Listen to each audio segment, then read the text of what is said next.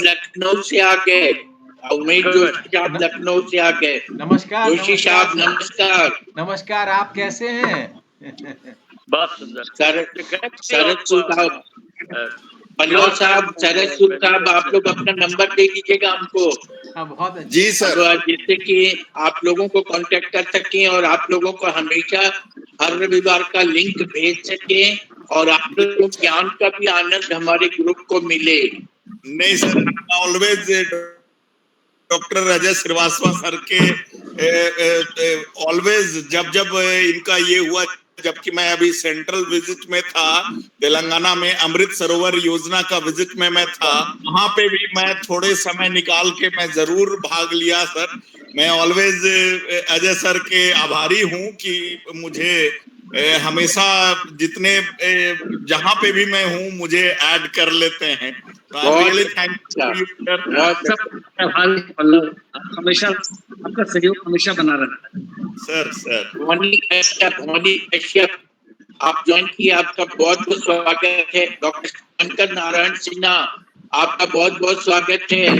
Doctor Shankar Narayan Sinha, doctor Shankar Narayan Sinha बहुत बहुत स्वागत है। वाह। सारस्वत जी आप बहुत आप अपना थोड़ा परिचय दे देते, बहुत अच्छा लगता। Sir, I am a student of Ajay Srivastava, sir. Yeah, okay. Welcome. And please continue with our group. No, every Sunday we are organizing this wonderful webinar and we will be listening so many people, so many scholars. In fact, we are all students of each other. Right, sir. Every day is a learning day, sir. Every moment is a learning. That's my tagline, sir. Very good. Learn to learn. Sir. मैंने आपका power point भी करीब बहुत लोगों को भेज दिया है श्रीवास्तव साहब, और कहा कि आज का मिस मत करिएगा। आज बहुत अच्छा चीज है, बहुत अच्छा टॉपिक है। पीपीटी देख के ही समझ में आ गया कि स्पीकर कैसे होंगे। मैं तो जो कुछ भी हूँ गुरुओं के कारण और अपने छात्रों के कारण। छात्र प्रश्न गए, उनके जवाब के लिए सोचना पड़ा, दिमाग चलाना पड़ा, और जो कुछ भी हो बस जिसको कमेंट विद्यानाथ झा जी कर रहे हैं वो आदमी कैसा होगा वो सोचने की बात। जिसको चंद्रेश्वर खान साहब कर रहे हैं वो सब एक से एक विद्वान होंगे। जोशी साहब साइलेंट है, क्या बात है? नहीं, बहुत अच्छा लग रहा है। मेरी आवाज आ रही है अमिताभ जी?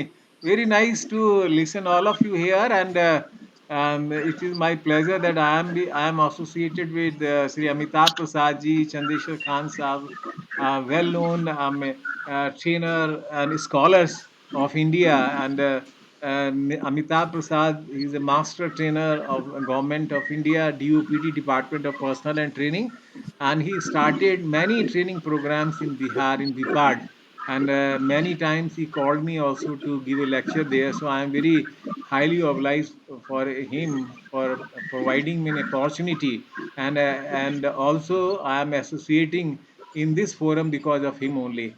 Now, Sri Chandeshwar Khan Sahab conducts many classes for the MBA students in IIMs and St. Xavier College and other very renowned institution of India. Right. So it is a very, for me, it is a opportunity to learn many things from both of these two great people who are here to begin this webinar here. So thank you very much.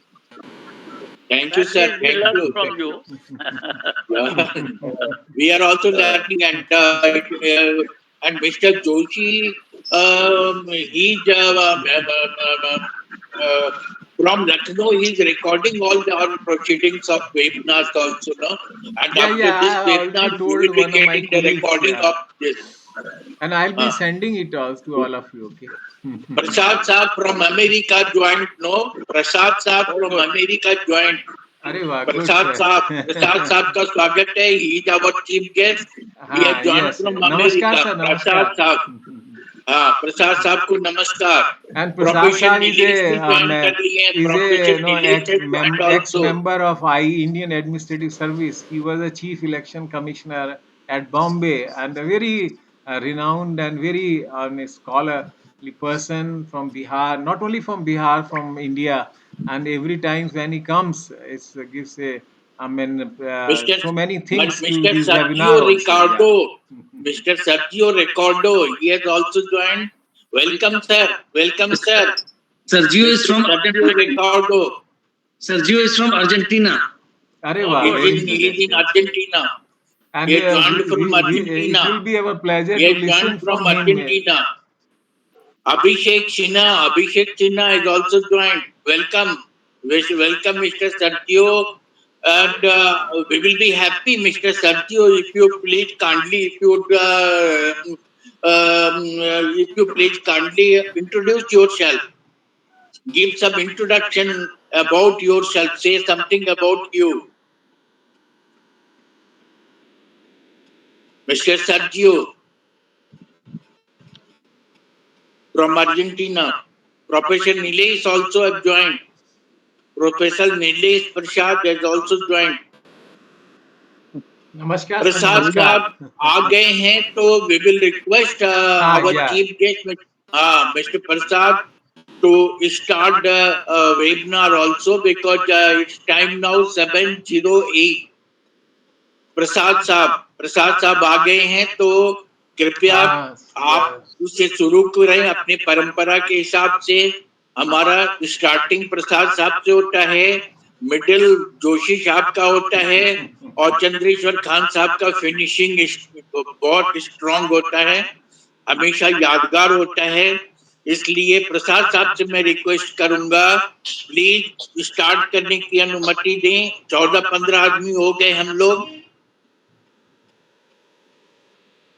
प्रसाद साहब अभी सुबह उठे होंगे तो उनको कठिनाई तो होगी, लेकिन आ गए. नमस्कार सर, नमस्कार.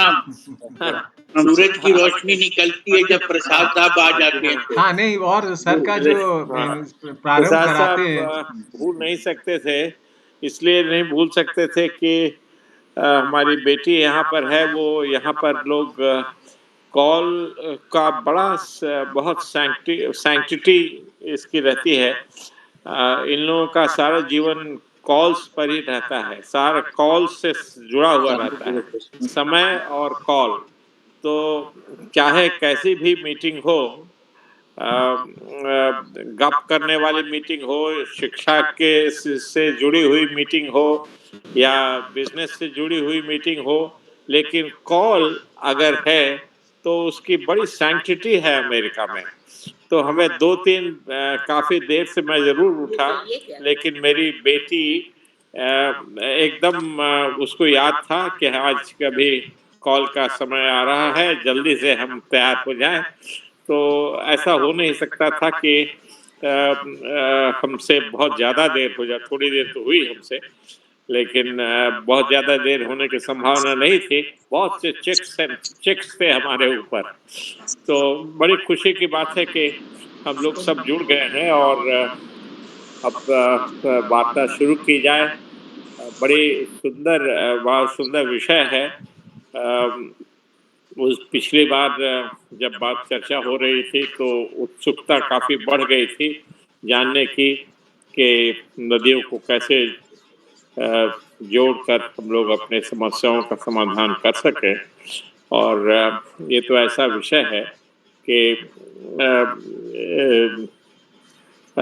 साधारण ज्ञान वाला व्यक्ति भी इस विषय के बारे में कुछ न कुछ जानकारी रखता है और उसकी इच्छा होती है कुछ ज़्यादा जानकारी प्राप्त करने की। तो अजय जी, आपको अमिताभ जी ने आपको हमेशा बड़ी प्रशंसा आपकी करते रहे हैं। हम सब आपके प्रशंसक हैं। पिछली बार आपकी बातें सुनी थी और सुनकर बड़ा अच्छा लगा था और आज हम उम्मीद करते हैं कि हम लोग सब बहुत लाभान्वित होंगे।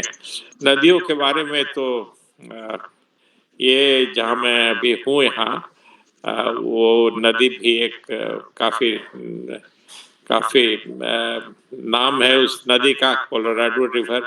मेरा ख्याल है कोलोराडो रिवर सबसे पहले अमेरिका में बांध यहीं पर बना था। मुझे ठीक से याद नहीं है, ठीक से याद जानकारी नहीं लगता है कि one of the biggest dams probably came up on the river Colorado. It's a very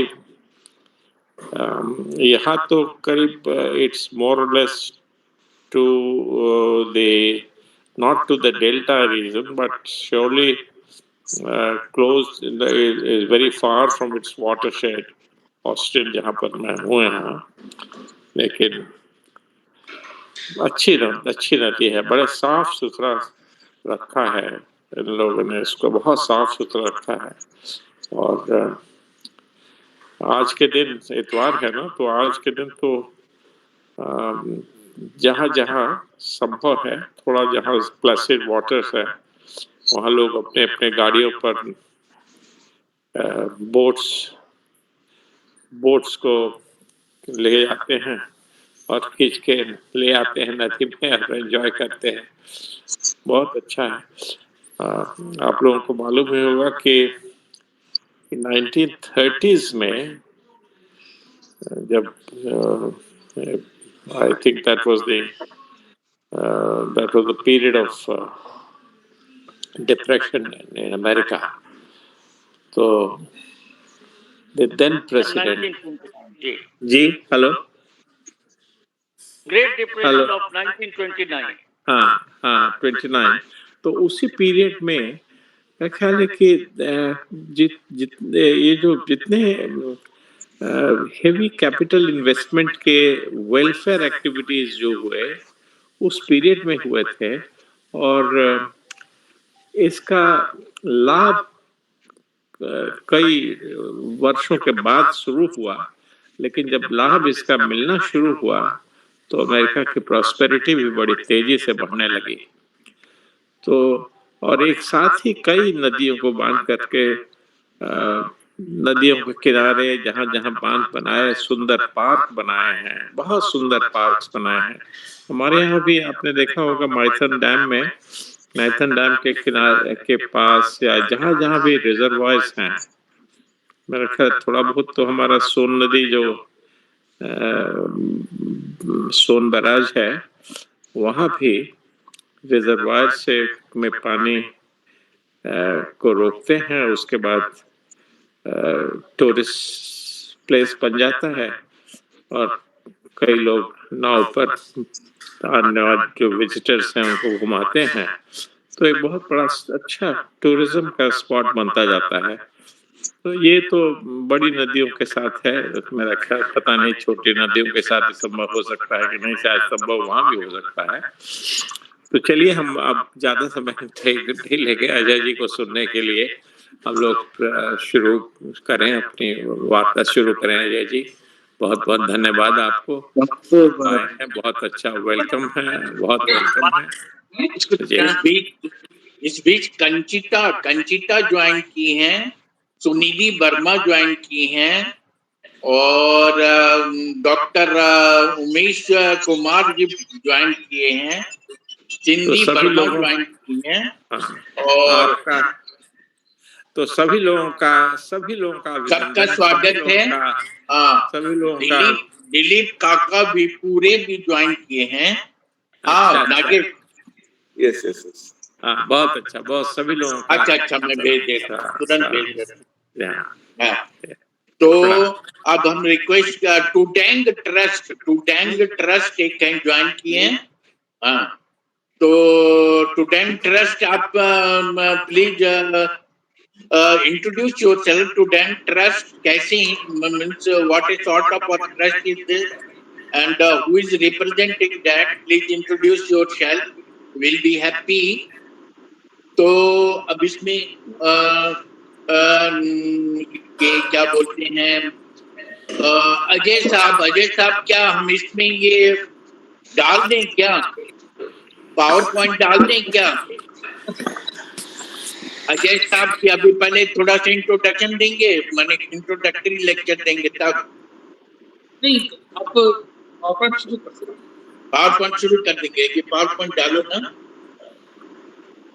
Abhishek Kumar है ऑल्सो ज्वाइन। सानू अभिषेक सिंह डालो ना, शार्लॉट में रहते हैं। रेनी रोज लाकरा ज्वाइन की, नागेश झा भी ज्वाइन कर लिए, Nagesh Joy also one of the scholar of our group ना। अच्छा, तो अब इसको स्क्रीन शेयर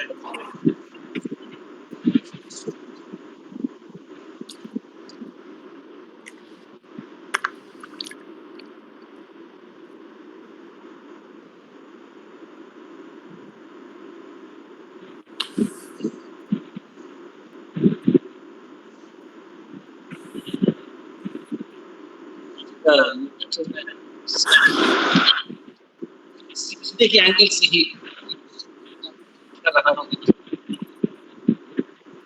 ऐसा कुछ नहीं कि मैं बता रहा हूँ। मैं मुद्दा सामने ले आऊंगा।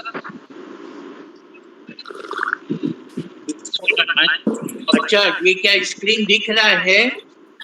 Saving many blessed interlinking of Indian river basins।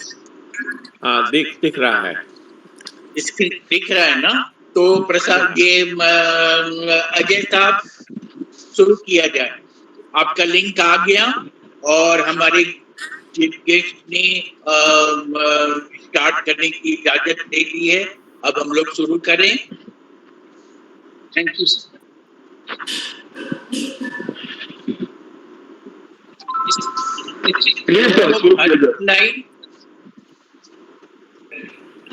First slide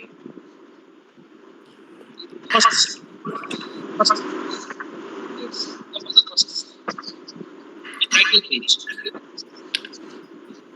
Even at derivative page, at least 100 times universities will call it. But today I am a bit simply because Ajay Srivastava sir. I hope I am audible. Yeah, I hope I am audible. Yeah, you are audible. Thank you, sir. Next. Next. Carries my phone number also. This is my WhatsApp number. If question, you can easily go so that I can learn more about this. Okay. I have written a 30 minutes only. Normally, I used to deliver this lecture before refresher courses. Not be able to entertain many questions in between. Your voice is not clear. Ajay Srivastava साहब, आपका voice clear नहीं आ रहा। Sir actually आप अगर सब कुछ mute कर देंगे तब वो क्लियर आएगा सर। मैं पंखे को बंद कर दे। हाँ, लाइक एक्चुअली सबको वो म्यूट करना होगा अपना माइक, तो 1 पर्सन ऑडिबल होंगे सर। सर आप हम पीपीटी सेंड कर दीजिए, हम उसको शेयर कर देते हैं।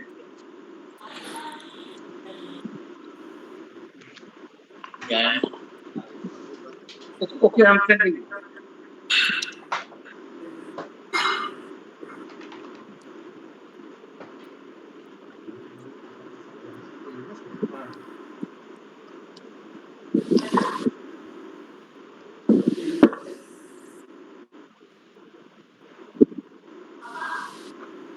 Sir,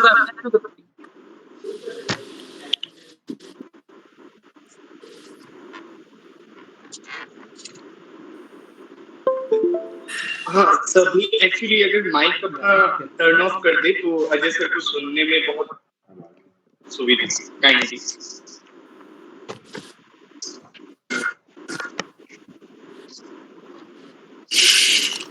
अब आ रहा है क्या? ये पीपीटी हाँ, अब कुछ विजिबल है? बेटर हुआ है, बेटर हुआ है। हाँ हाँ, अमिताभ सर हम कुछ शेयर कर देते हैं। अच्छा आप शेयर कर ले रहे हैं? हाँ, उन्हीं को करने दो अमिताभ जी ना, वो ही शेयर कर लें, आप अलाउड करो तो अच्छी तरह से ये चलेगा। हाँ ठीक है, ठीक है।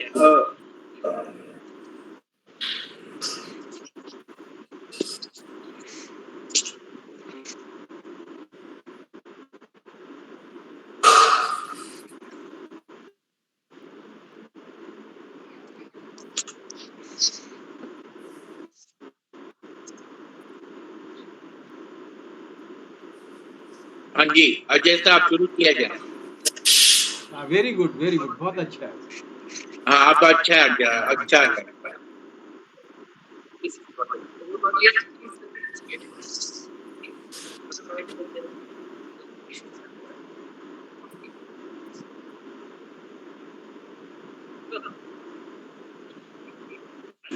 आपकी आवाज नहीं आ रही। अजय सर आपका वॉइस क्लियर नहीं है। एक्चुअली रीजन है कि माइक सब टर्न ऑफ कर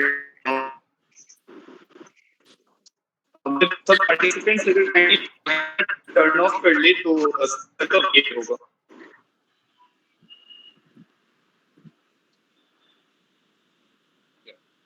अमिताभ सर अभी हाँ अमिताभ सर आप भी अपना माइक टर्न ऑफ कर लीजिए काइंडली। अच्छा अच्छा, जरूर जरूर। अजय जी आवाज बेटर है आपकी अब। Am I audible now? Yeah, you are audible. Thank you, sir. Well, I read about this topic, interlinking of Indian rivers, 15 years ago, and then I started to study more about it. Actually, ever since I was a child, I used to read about the flood situation in Patna, the drought situation in Rajasthan and other countries. So, एक खुराफाती दिमाग होने की वजह से I used to think that why not the water, the flood of Patna is sent to Rajasthan, where there is very scanty rainfall and there is drought-like situation. So this thing kept tinkering me since my childhood. And when I read this 15 years ago, I thought, yes, I need to study more about it, and there is a possibility. So I have not done any significant groundwork on this, but have studied and discussed with a large number of societies and universities and colleges over the last 12 years, and have delivered this lecture at least 100 times in different places as well. But whenever when I was in JNU or Delhi University, whenever I use this term interlinking rivers, suddenly at least 50% of the people do stand up and they start quarreling. Oh, come on, ये बहुत रद्दी idea है. And many people raise their voices against this idea. Come on, ये तो बहुत ही गलत चीज है, ऐसा नहीं होना चाहिए. But I want to make it clear that in the second slide that it will never ever mean that it's snatching somebody's water. ये किसी का पानी छीनने नहीं जा रहा है और किसी भी नए एरिया में बाढ़ पैदा नहीं करने जा रहा है. So शुरू में ही मैं अपना साफ गोई ये इस तरह प्रकट कर दे रहा हूं कि ऐसा नहीं है. Sarath, go slow on moving the slide. Please go to the third slide, number 3. Well, this cool big idea. This in the year 2002, when Vajpayee ji was the Prime Minister, in the month of November in the Parliament, he had stated that, look, enough is enough. We have suffered a lot on drought. We have suffered a lot on flood.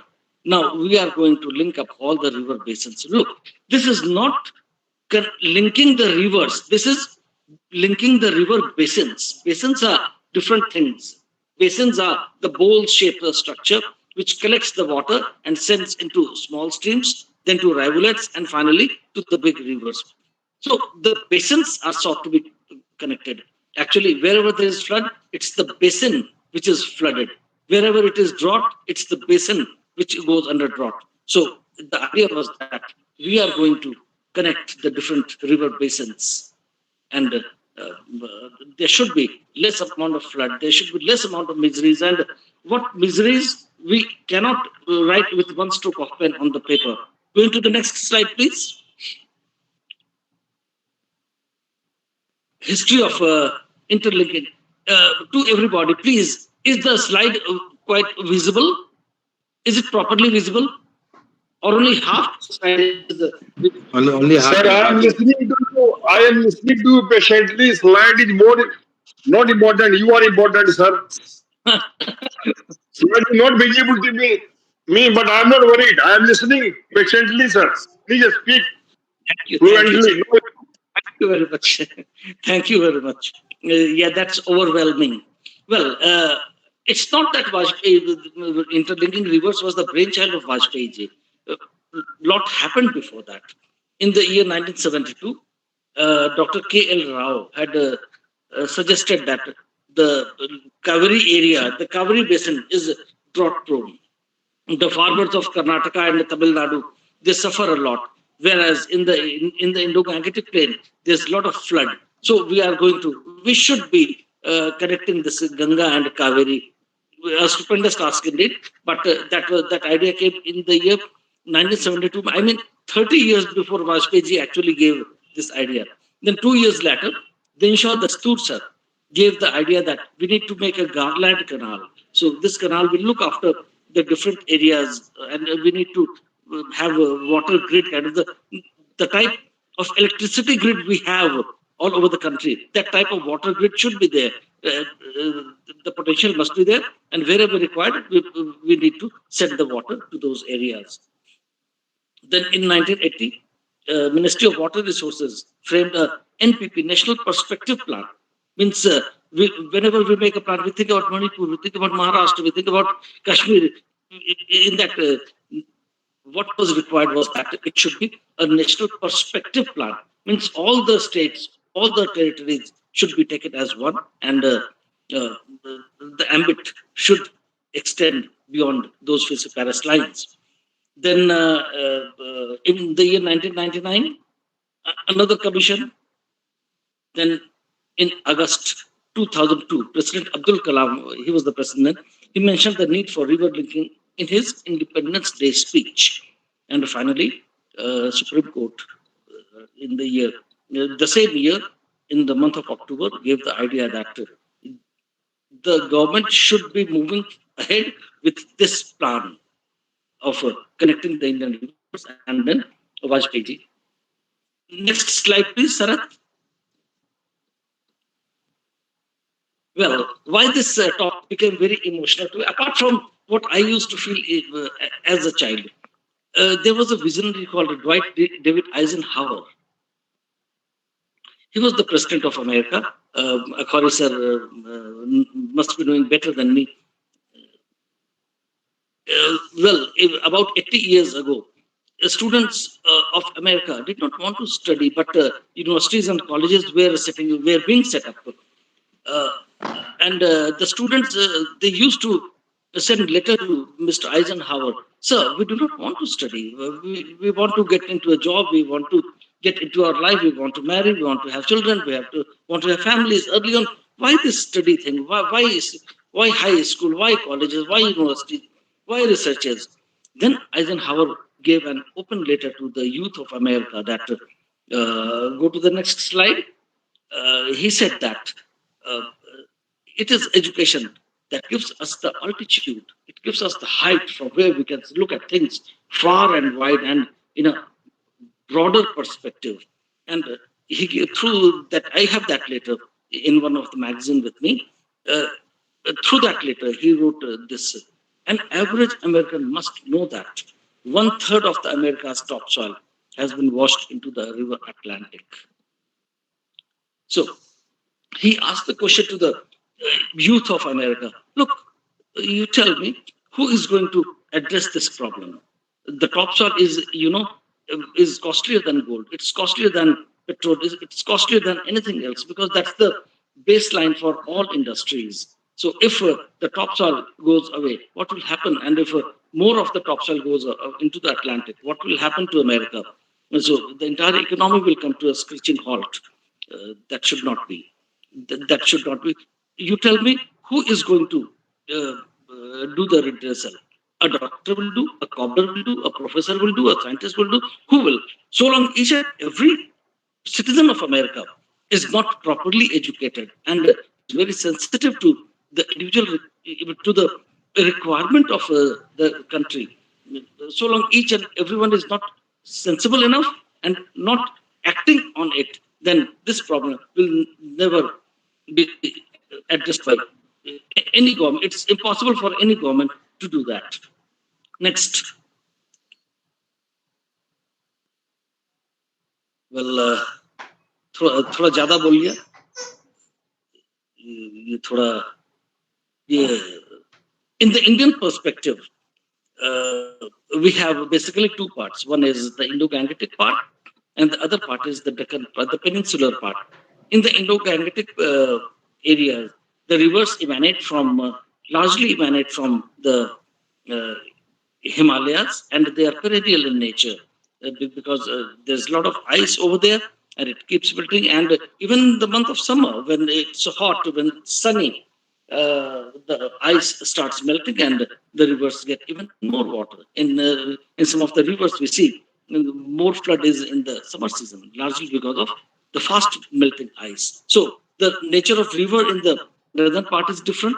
In the southern part, it's the plateau, it's the tableland, it's forested, and whatever monsoon that comes over there, or from the Arabian Sea, whatever rain comes, it's a hold on to that tableland, and gradually it percolates and makes the rivers. So most of the rivers in the peninsular area, they become dry.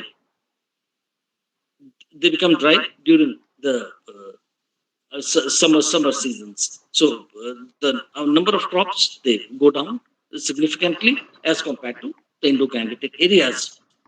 Next one. Well, magnanimity, the bigness of the, it is, India is a big country, of course, and so with so many rivers. In other countries, there are not as many rivers. So the project has to be significantly bigger than other countries. And in fact, the three projects for Indian project is got to be 5 times larger than that. Next one. The biggest of the scheme, here comes the real point. The estimated cost is 5.6 trillion rupees. If somebody tells me that you will earn $1 billion, so that will never be. Billion is a big amount, and this is trillion, 5.6 trillion rupees, and that too at 2002 level. So if we consider today, it will be at least 4 times or 5 times that. So that huge money will be invested. But since the project is very big, very big, and it cannot be finished in 1 year or even 5 years. So a large time span has been earmarked for that. The total number of links that are supposed to be created are 30. Links means one basin to the other basin. And then you may ask that you say basin, but the actually is into the river. It is actually into the river, because the water will come from that basin and move into another river. So we have to have the canal there. So interdependent link 21 and independent links 9. And the total period was, I told you, not 1 year or 5 years. The total time period was 35 years. 35 years. Why? किसी ने कहा था कि अगर मुझे 5 घंटा मिले एक पेड़ काटने के लिए, तो मैं 4 घंटे उस कुल्हाड़ी को तराशूंगा और उस वक्त 1 घंटे में पेड़ को काट डालूंगा. So that is the thing. 35 years does not mean you start working right away and you end up in a mess.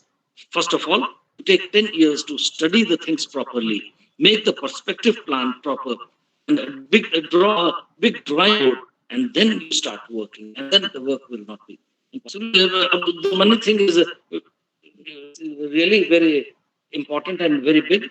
We'll come to it later on.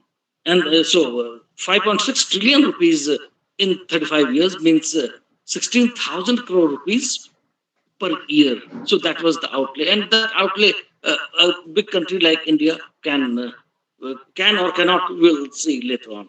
And the countries involved are India, Nepal, and Bhutan. You may ask, why not Bangladesh? Why not Pakistan? Actually, it's more of a political issue, and many times we are not comfortable with those neighbors. So those two countries were not looked into, were not taken into consideration. The next one, plausible benefits. The plausible benefits of the interlinking in the river basins will be that it will be saving India from the blushes. बहुत सारी शर्मिंदगी जो एक देश होने के नाते कितनी शर्मिंदगी होती है. अब जैसे हमारे नरेंद्र मोदी जी विदेश गए, या जो भी प्रधानमंत्री पास्ट में था भी जाता है, तो वहां सरकार पूछता है कि क्या तो लोग बाढ़ में मर रहे हैं, देखिए ये तो ये मतलब एक राष्ट्र के लिए बहुत बड़ी शर्मिंदगी होती है. आपके यहाँ सूखा पड़ा है, देखिए कैसे लोग कंकाल बने हुए हैं.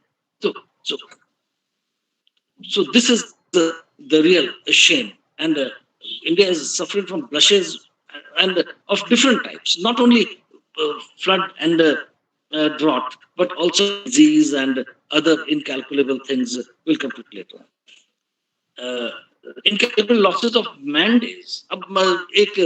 Suppose there is a street and there are so many vendors selling their. Mantu साहब, ये पूरा रिकॉर्डिंग होगी, तो क्या इज इट पॉसिबल कि पूरा हमारा ये स्क्रीन दिखाई दे? क्योंकि हमारा रिकॉर्डिंग ये परमानेंट रिकॉर्ड भी बन जाएगा. Sharath, you look into the matter. Yeah, you see, and if Mr. Sharath is capable of making a visible slide, please पूरा तो उसमें हम लोगों को सुविधा होगी, because it will be permanent record also, no? हाँ नहीं, वो पावर पॉइंट क्लियरली नहीं आ रहे क्योंकि आधा कटा हुआ आ रहा है. और जैसे कि नागेश जी ने कहा कि पावर पॉइंट इतना इम्पोर्टेंट नहीं है जितना कि हमारी वार्ता है, तो बहुत अच्छी वार्ता चल रही है, लेकिन अगर पावर पॉइंट भी आ जाए तो और भी अच्छा होगा. जो लोग नहीं है इस समय वो भी इसको समझ सकेंगे. तो ये है कि ये, लेकिन इस पर डिपेंड करेगा कि कैसे इसको लिया जाए, क्योंकि फॉन्ट बड़े हैं और वो जो स्क्रीन है उस पे सब कटा हुआ आ रहा है. I know Sharath is trying. Yeah. Sharath, student of Sharath. Question यही है सर, ये जो स्पीच चालू रहने दीजिए, कर दीजिएगा और क्या. अच्छा, हो गया. ये टेम्पररी सॉल्यूशन है. अभी भाषण चलने दीजिए सर. लास्ट में हम लोग I will share with you my views. Sir मैं बोर तो नहीं कर रहा हूँ. नहीं नहीं, बहुत अच्छा लग रहा है, बहुत अच्छा बहुत लग नहीं रहा नहीं है नहीं, आपका। और आप बहुत कंटिन्यू अच्छा करें। और हो रहा है। जैसे यूपी में है तो ये from the point of view of listeners from UP, it would be better if you speak simultaneously in Hindi also. This is my request. Okay. Otherwise, it is also very good. We all are well familiar and are capable to listen and speak English. So this is choice up to you. Thank you, sir. English is Continue, also please. necessary because there are so many foreigners are also have also joined. I used to have names also from Argentina, other places. People join. English necessary or others. Other people from Bihar is also required. So mixed language is okay. हाँ अभी पूरा आ गया. Yeah. Thank you, sir. Yes, yes. अभी Please. बहुत सुंदर बहुत आ गया. अच्छा, बहुत very good, सुंदर. very Very good. very good. Very good. Please. Yeah. Then incalculable losses of mandates and losses of properties, business and all. Yeah. होता क्या है कि suppose there is a street and there are many vendors selling their things and earning something for their family. So they earn daily, they spend daily. And suppose it is flooded. All the income comes to a grinding halt. So then the banks are there, they're closed down. The schools are there, they're closed down. Businesses closed down. So the loss of mandates is something we cannot calculate. There's more. Next slide, please. Yeah. Then losses on crops productivity. Last Sunday we heard with AJAY, sir. It was a fantastic speech, and in the about the flooded areas of Bihar, how people lose, how people suffer. So those things incorporated here without big description. Then suppose you have a three-storied house and the area is flooded. The first floor goes under flood. What you will do? You will jump to the next floor, higher, and then onto the rooftop. But what will you do to the cattle? They will be left to their fate. So most of them die. Suppose you can ask for Domino's pizza. एक Domino's मेरे को दे दो, खाना नहीं बन पा रहा है, ये ऐसा हो गया है. You will not ask one pizza for yourself and 10 pizza for your cows and buffaloes. So they are the worst sufferer in case of the flooded areas. Then the topsoil is, this is the larger thing. The topsoil is eroded. I told you sometimes back. The topsoil is costlier than gold, diamond, and other things because that's the basis of agriculture. So when it rains like that and the flood gushes out of any area into the river, along with it, it carries the topsoil and that is dispatched disdainfully into the sea. And as per the estimate, it is 119.2 million hectare equivalent of land we lose every year. Then 16.35 tons per hectare is topsoil is lost every year because of the flood. And the next slide, please. And and then what happens in when it is flooded or it's drought infested? Multi-billion rupees they go into flood relief and drought relief. And that is flood relief and drought relief money is not only business; it's a matter of celebration for the politicians and other people who are involved in it. Then there are many hidden social losses also. Uh, this topic is very sentimental to me. मेरे लिए बहुत ही मेरे दिल को इसके बहुत करीब है ये मुद्दा. Hidden social loss when the schools and colleges are closed down. Ladies and gentlemen, 23 years ago, I suffered a massive heart attack in the year 2000, and I was off the college for 3 months. So I was in hospital, then I was in bed, then I was resting at home, and 3 months later, I joined the college again. So when I was in the hospital, my same students used to line up the hospital with cards and candles and everything. Sir, get well soon. Sir, please come back, get well soon, like that. And when 3 months later, when I rejoined the college, and I saw the same students who were so sincere about me. They used to be so attentive, used to take my lectures so sincerely. They were kind of spoiled brat. They were talking to themselves, shouting, making noise, somebody singing, clapping like that, and nobody paying attention to me. So it was the loss of one teacher, temporary loss of one teacher, that too only for 3 months. And then this thing, this discernible change happened. ये देखने वाली चीज थी कि कैसे वो बदलाव आ गया उन स्टूडेंट्स में। ये तभी से मैं इस बात को लेकर बहुत परेशान था कि कभी भी स्कूल कॉलेज किसी भी सूरत में बंद नहीं होना चाहिए, हमेशा चलते रहना चाहिए। लिहाजा जब 3 साल पहले कोविड का लॉकडाउन हुआ, तुरंत मुझे वो 20 साल पहले की घटना याद आ गई। अरे ऐसा हो गया था। तो उस समय मैं एकदम परेशान था कि किस तरह स्टूडेंट से मैं कनेक्शन बना करके रखूं, और जो हम लोगों ने किया वो आगे चलकर इतिहास हो गया। Saint Xavier's college botany department में एक पीरियड क्लास भी हमने कैंसिल नहीं किया था। 16 तारीख को अगर लॉकडाउन हुआ, 14 आखिरी क्लास हुआ, 15 मार्च संडे था, 16 के 10 बजे से ऑनलाइन क्लास मैंने शुरू कर दिया था। तो उसके बाद फिर देखा था कि और डिपार्टमेंट, दूसरे कॉलेजेस और यूनिवर्सिटीज में ये काम शुरू हुआ। तो मतलब ये नुकसान जो होता है स्कूल कॉलेजेस बंद होने की वजह से, you just take it for granted, अच्छा वहां तो बाढ़ आया हुआ है ना, भागलपुर में तो बाढ़ आया हुआ है ना, तो इसीलिए स्कूल कॉलेज बंद है, बच्चा सब घर में आराम कर रहा है। But you know society is going back. हम बहुत मेहनत करके सारे लोग श्रम से समाज को आगे बढ़ा रहे हैं, कदम कदम, इंच इंच, सेंटीमीटर सेंटीमीटर आगे बढ़ा रहे हैं, और एक झटके में हम काफी पीछे चले जाते हैं जब ये इंस्टीट्यूशंस इस तरह से बंद हो जाते हैं। तो अगर वाजपेयी जी का ये प्लान सफल होता है तो इन सारे मामलों में भी फायदे होने चाहिए। Then with the interlinking rivers moving on, it will lead to some boost to tourism and fisheries also. Tourism, you know, there are so many dams in Jharkhand, Maithan Dam, Panchit Dam, then in Kodarma and Tilaiya Dam and Bhakranam and in other places also. There are so many dams and people used to go there, they visit. There is one Rihan Dam, it's so beautiful a dam. And so many tourists flock that area, and it not only gives happiness to the people, but it also gives income to the people around in those areas. अभी पिछले महीने एक seminar हुआ था Ranchi university में, Umashankar sir आए हुए थे उसमें, तो उसमें किसी ने प्रेजेंटेशन दिया था, मैं सेशन चेयर कर रहा था। तो उसमें वो टॉपिक ही था कि अगर एनवायरनमेंट को हम खूबसूरत कर देंगे तो लोग दिमागी तनाव में जो लोग रहते हैं उससे उससे लोग बच जाए, डिप्रेशन का लेवल काफी कम हो जाएगा। तो मैंने एक प्रश्न पूछा था कि तुमने लोगों को बहुत देखा होगा कि आत्महत्या करते हुए, तुमने कभी देखा है कि किसी खूबसूरत पार्क में किसी ने आत्महत्या की? तो वो मतलब अगर आप अपने इलाके को डैम से, कनाल से सुंदर बना लेते हैं तो मानसिक शांति, मानसिक खुशहाली का स्तर भी काफी ऊंचा चला जाएगा। तो ये शायद उस दिशा में एक सकारात्मक कदम हो। Then it will lead to employment generation also. We go to the next, Sarad.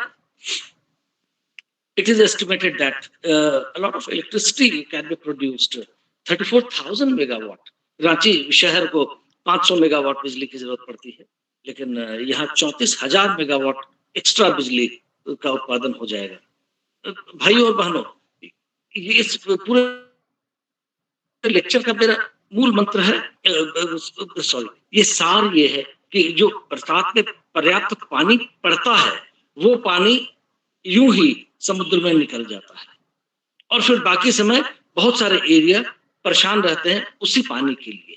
तो यहाँ मुद्दा ये है कि वो पानी जो समुद्र में यूं ही हम फेंक देते हैं और साथ में अच्छी मिट्टी भी चली जाती है, यदि उनको हम रोक लें और धीरे धीरे हिसाब से खर्च करें, जैसे 1 तारीख को तनख्वाह मिला, फटाफट हम खरीदारी शुरू कर दिए और 10 तारीख तक आते आते अरे अब तो पॉकेट में पैसा ही नहीं बचा। तो ये स्थिति एक्चुअली पानी को लेकर हो जाती है। तो क्यों ये क्या सकारात्मक बात नहीं होगी अगर 1 तारीख से ही हम सही तरीके से खर्च करना शुरू करें ताकि 30 तारीख तक हम उस पैसे को अच्छे तरीके से चला लें। बस यही छोटी सी बात है, इसी के चारों तरफ हमारा ये लेक्चर निहित होगा। Then with the electricity that is generated, 34,000 megawatt, much of the electricity can be used in lifting the water. Now you may ask, why lifting the water? Well, that is another issue. I will come through the lecture. आने वाले समय में मैं उस मुद्दे पर आऊंगा। फिर अब ये सूखे इलाकों में जब वो कनाल से पानी वानी जाएगा, बीच में छोटे छोटे गांव है जो मतलब प्रॉस्पर नहीं कर पाते हैं, क्योंकि वहाँ अस्पताल नहीं बन पाता है, क्योंकि अस्पताल को तो पानी की जरूरत है। लेकिन अगर कनाल वनाले सब बन जाएंगे तो गांव के बीच में भी छोटे मोटे डिस्पेंसरीज, अस्पताल, स्कूल, कॉलेज, ये सारे सुविधाएं भी आ पाएंगी। तो आसपास अच्छे ये सोसाइटीज डेवलप करेगा और देश जो खुशहाल कहा जाता है, तो वैसे में ये खुशहाली आएगी। नेक्स्ट, हाँ, या inland waterways, then a solid alternative to cheap means of transportation. Actually, long back, in the year 1919, Arthur Cotton had given the idea that in India, उस समय चूंकि रेल लाइन काफी डेवलप नहीं किया था और गन्ना, चावल, ये सब जो विदेश भेजा जाता था तो काफी कठिनाई होती थी। तो अर्थर कॉटन ने कहा था कि अगर वाटरवेज इंडिया में और डेवलप कर दे तो ये सब transportation out of India can be very easy. But that was his vision, but within India, now that we are sovereign, we can have that plans. A solid alternative and cheap means of transportation will it be. We have seen the videos and images from Bangladesh. वहाँ तो मुख्य साधन ही है यहाँ से वहाँ जाने का। ये मेघना नदी है, पद्मा नदी है और ये पूरा डेल्टाइक इलाका है। तो सारे छोटे बड़े जिले जो हैं ज्यादातर पानी से ही जुड़े रहते हैं, वाटरवेज से ही जुड़े रहते हैं और काफी विकसित हो गया है उनका waterways.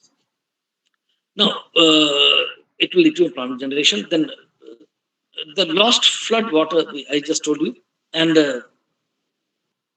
the last one on this page, the impending heavy metal, arsenic, etc. crisis. Look, ladies and gentlemen, this is a topic that we do not discuss much.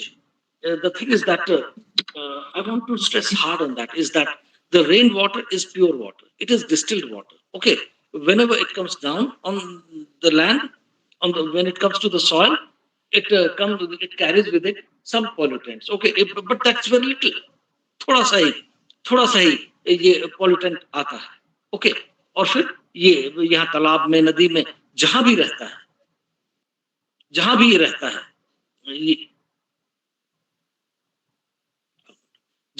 ये रहता है, ये इसे पॉल्यूटेंट की मात्रा बहुत ही कम होती है। लेकिन हम इसी पानी को एक बार निकल जाने देते हैं, संचित नहीं करते हैं, निकल जाने देते हैं। फिर हम कहते हैं क्या हुआ, हम तो ये डीप बोरिंग करा लिए हैं, हमने 220 फीट बोरिंग कराया था, वो बोरिंग सूख गया तो 360 फीट बोरिंग कराया। अब 2, 4 साल, 5, 8 साल बाद भगवान न करे वो सूख जाएगा तो 1000 फीट करा लूंगा। मुझे तो लगेगा कि चलो पानी चाहिए तो पानी हो गया है, यहां से आए चाहे वहां से आए। नहीं, there is a big difference, क्योंकि जो मिट्टी के अंदर से हम पानी, पत्थर के अंदर से जो पानी लेते हैं, उसमें बहुत सारे हेवी मेटल्स भी होते हैं, कैडमियम, आर्सेनिक, मरकरी, लेड वगैरह वगैरह, ये सारे पॉल्यूटेंट्स होते हैं। उसको हम ले आएंगे, फिर हम कहेंगे मेरे पास तो आरओ है ना, हम तो छान लेंगे ना, पी लेंगे ना। अरे छान तो लेंगे, लेकिन जो बचा हुआ इस हेवी मेटल वो कहाँ, क्या करेंगे? वो तो फिर हमारे वाटर बॉडी में चला जाता है। वो चला जाएगा कहाँ? वो नदी में चला जाएगा, तालाब में चला जाएगा, एग्रीकल्चर सॉइल में चला जाएगा, और वही नदी का पानी से फिर हम खेती करेंगे, जो कुछ भी करेंगे, या गरीब आदमी उसको पिएगा, फिर वो बीमारी आएगी। कहने का मतलब है कि मिट्टी के अंदर से वो इस पानी के निकल जाने के बाद वो जहरीली चीजें हम बड़ी मात्रा में निकालते चले जाते हैं, और हमें इस बात का अफसोस भी नहीं होता है कि हम ऐसा कर रहे हैं। सरफेस का पानी शुद्ध है, क्यों? क्योंकि एक तो आसमान से आया हुआ पानी होता है डिस्टिल, और दूसरे मिट्टी पर जो पानी है उस मिट्टी में ये पेड़ वगैरह, पेड़ पौधे जो है, लंबे लंबे पेड़ हजारों लाखों साल से जो है, वो मतलब प्लांट्स के लिए, बायोलॉजिकल वर्ल्ड के लिए वो यूजफुल मिनरल्स को छान छान करके ले करके सरफेस पर ले आया है।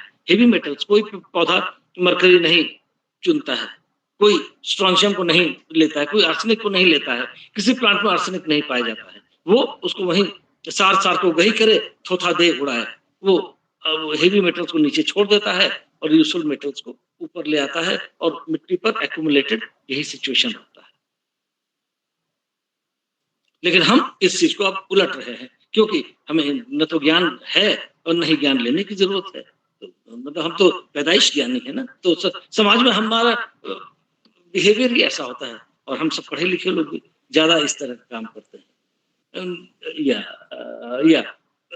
The question was going back to that. मैं थोड़ा भावनाओं में बह गया था, चूंकि मुझे जब भी देखता हूँ कहीं डीप बोरिंग होते हुए मुझे चोट लगती है, लगता है कोई टन टन ये माथे को मार रहा है.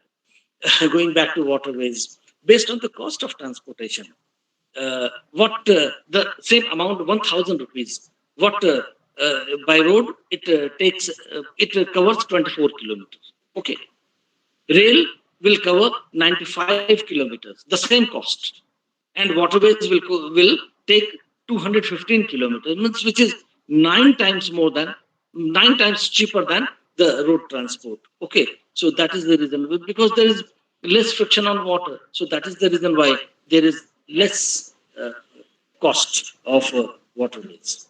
So that was that simple. Now people shout. Professor Tandon, I met Professor Tandon of Delhi University. उन्होंने कहा ये बहुत बेहुदा प्लान है, ये इससे कुछ नहीं फायदा होने को है. I will come to it. What his point was, I will come to it later. Next, बढ़ाते जाओ शरद.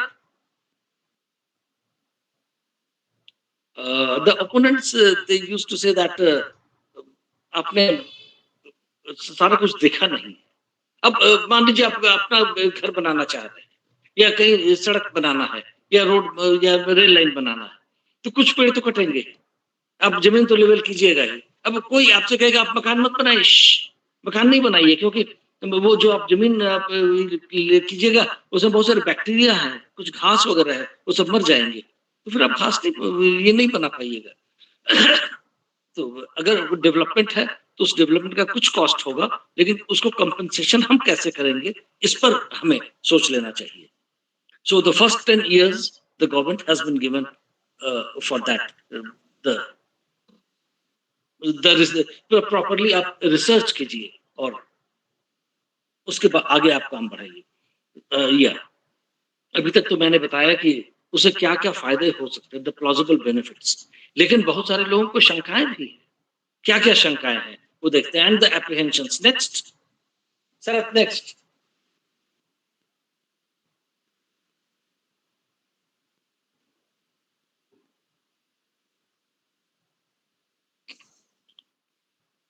नहीं, कहाँ थे? एप्रीहेंशंस पर आओ. Slide number 18. हाँ. The first apprehension was that the cost of the project, 5.6 trillion rupees at 2002 base price level. So that was indeed a very big thing, and it will be at least 20 trillion rupees, and India is just somehow $1 trillion economy. So Pallav will say better about that economic aspect. The cost of the project is very Herculean. From where to raise the money? And when suddenly people start asking, लोग भूखों मर रहे हैं, ये नहीं है, शिक्षा नहीं है, दवा नहीं है, ट्रांसपोर्टेशन नहीं है, सड़क नहीं है, आप ये हरकुलियन टास्क उठा लिए हैं, ये तो देश को और पीछे खींचेगा. So that is one apprehension. This next is the bigger apprehension.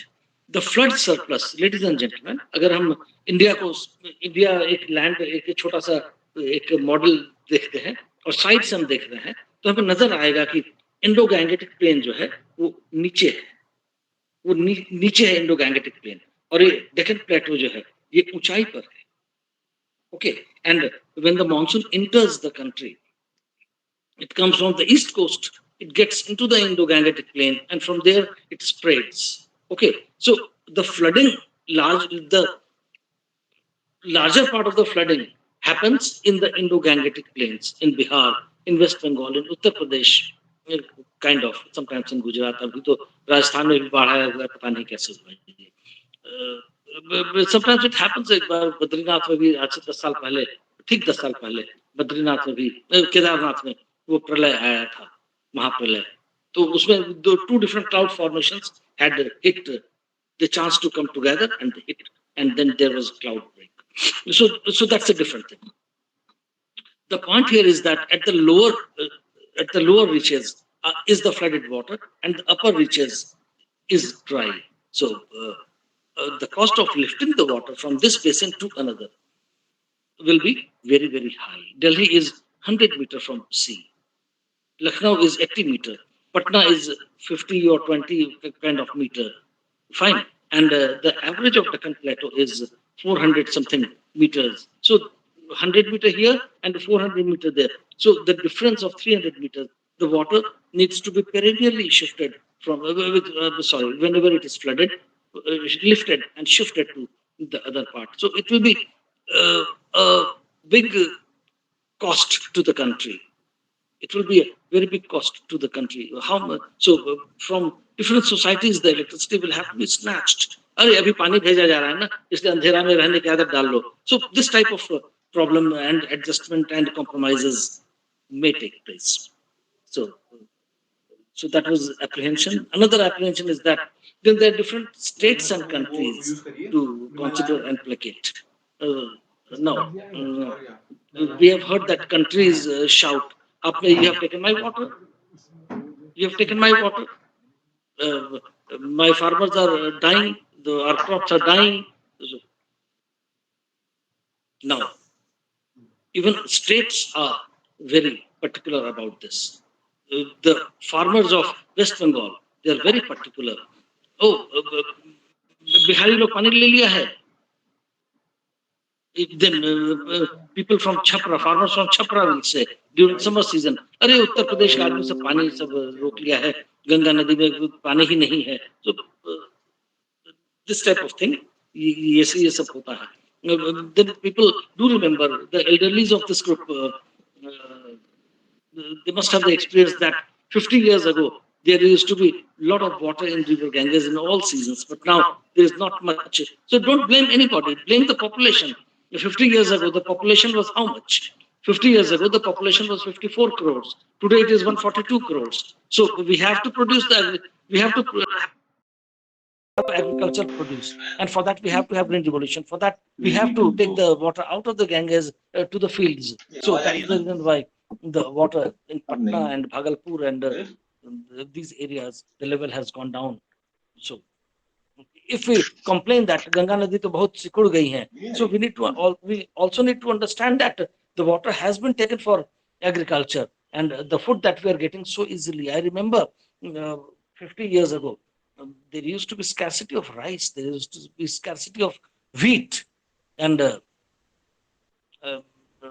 many times it used to be that there is no wheat or rice in the market and काम चला तो गरीबों की स्थिति, हम लोग तो मिडिल क्लास को बिलोंग करते हैं अभी भी है, लेकिन गरीबों की स्थिति आप देखिए वो बहुत ही दयनीय हो जाया करती थी, दिन में एक खाना नहीं मिल पाता था. So those are things we need to understand first in detail, and then we can come to any logical conclusion. Then there is another problem of siltation. हम समझते हैं, suppose what is siltation? Suppose I have this glass of water, this glass, this is the capacity, okay, but if a lot of silt impediments do come at the bottom and my glass becomes half full, then what will happen when I fill it with water? When I fill it with water, it will take only half the water. So that will not be satisfying. So what I will need to do is you remove all the impediments, all the sediments from there, and then fill it. Then you will realize the capacity of this glass. So whatever water project, whether it is canal, whether it is pond, whether it is lake or dam, whatever, siltation is a very common problem, because when it rains, the gushing rainwater along with it English में दिक्कत तो नहीं हो रहा है, मेरे दिल से जब आवाज निकलती तो हिंदी में ही निकलती है, लेकिन ऑडियंस को देखते हुए इंग्लिश बोलना पड़ रहा है. I think it is okay. It is okay. Thank you. It is okay. Hindi English mix is okay. Thank you. बहुत बहुत धन्यवाद सर. तो वो जैसे हम कहते हैं ना कि हटिया डैम, रांची का हटिया डैम है, कांके डैम है, इसमें बरसात में तुरंत पानी भर जाता है and then it start overflowing, और गर्मी आते ही पानी एकदम सूख जाता है और शहर में पानी के लिए तबाही हो जाती है। ऐसा क्यों होता है? क्योंकि उसका कैपेसिटी इतना गहरा वो डैम था, वो आधा तो मिट्टी से भर गया है।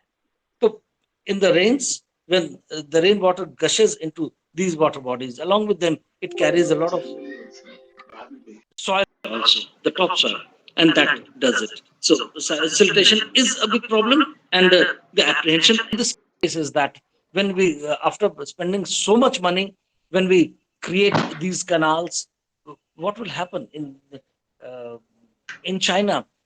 More than 60% of the interlinking canals, they are flooded with silt.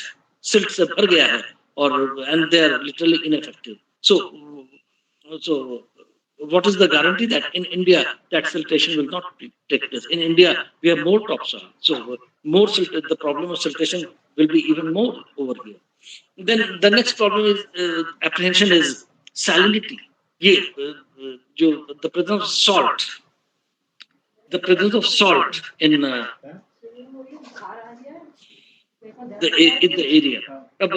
When I met Professor Tandon, he said there is one thing that यहाँ हिमाचल प्रदेश का वो सॉल्ट जब निकल के आप उत्तर प्रदेश भेजेंगे, वहां से आप बिहार भेजेंगे, तब तो मुश्किल हो जाएगा ना, ये सारे माइक्रोब्स मर जाएंगे, कीड़े मकोड़े ये सब जो हैं वो सारे तितर बितर हो जाएंगे, सब नष्ट हो जाएगा, फिर हम लोग पर आफत आ जाएगी। तो ये भी एक प्रॉब्लम, ये उनका एप्रीहेंशन था।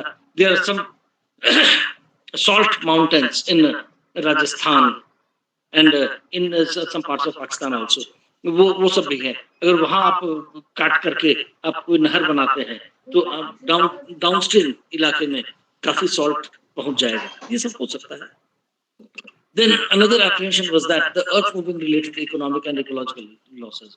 अर्थ मूविंग जब होगा, उसकी नहर अब जब काटिएगा तो उसकी वजह से क्या होगा कि कितने जगह आपको पहाड़ काटना पड़ेगा, कितने जगह आपको टनल बनाना पड़ेगा, कितने जगह आपको वाटर ब्रिज बनाना पड़ेगा, कितने जगह आपको मोटा मोटा पाइप देना पड़ेगा। तो ये सब की वजह से इकोनॉमिक लॉसेस होंगे, इकोलॉजिकल लॉसेस भी होंगे। इकोनॉमिक लॉस कि एक तो पैसा उतना खर्च हो रहा है, दूसरे अब किसी किसान का उपजाऊ जमीन आप ले रहे हैं तो वो तो डायरेक्ट इकोनॉमिक लॉस हुआ ना।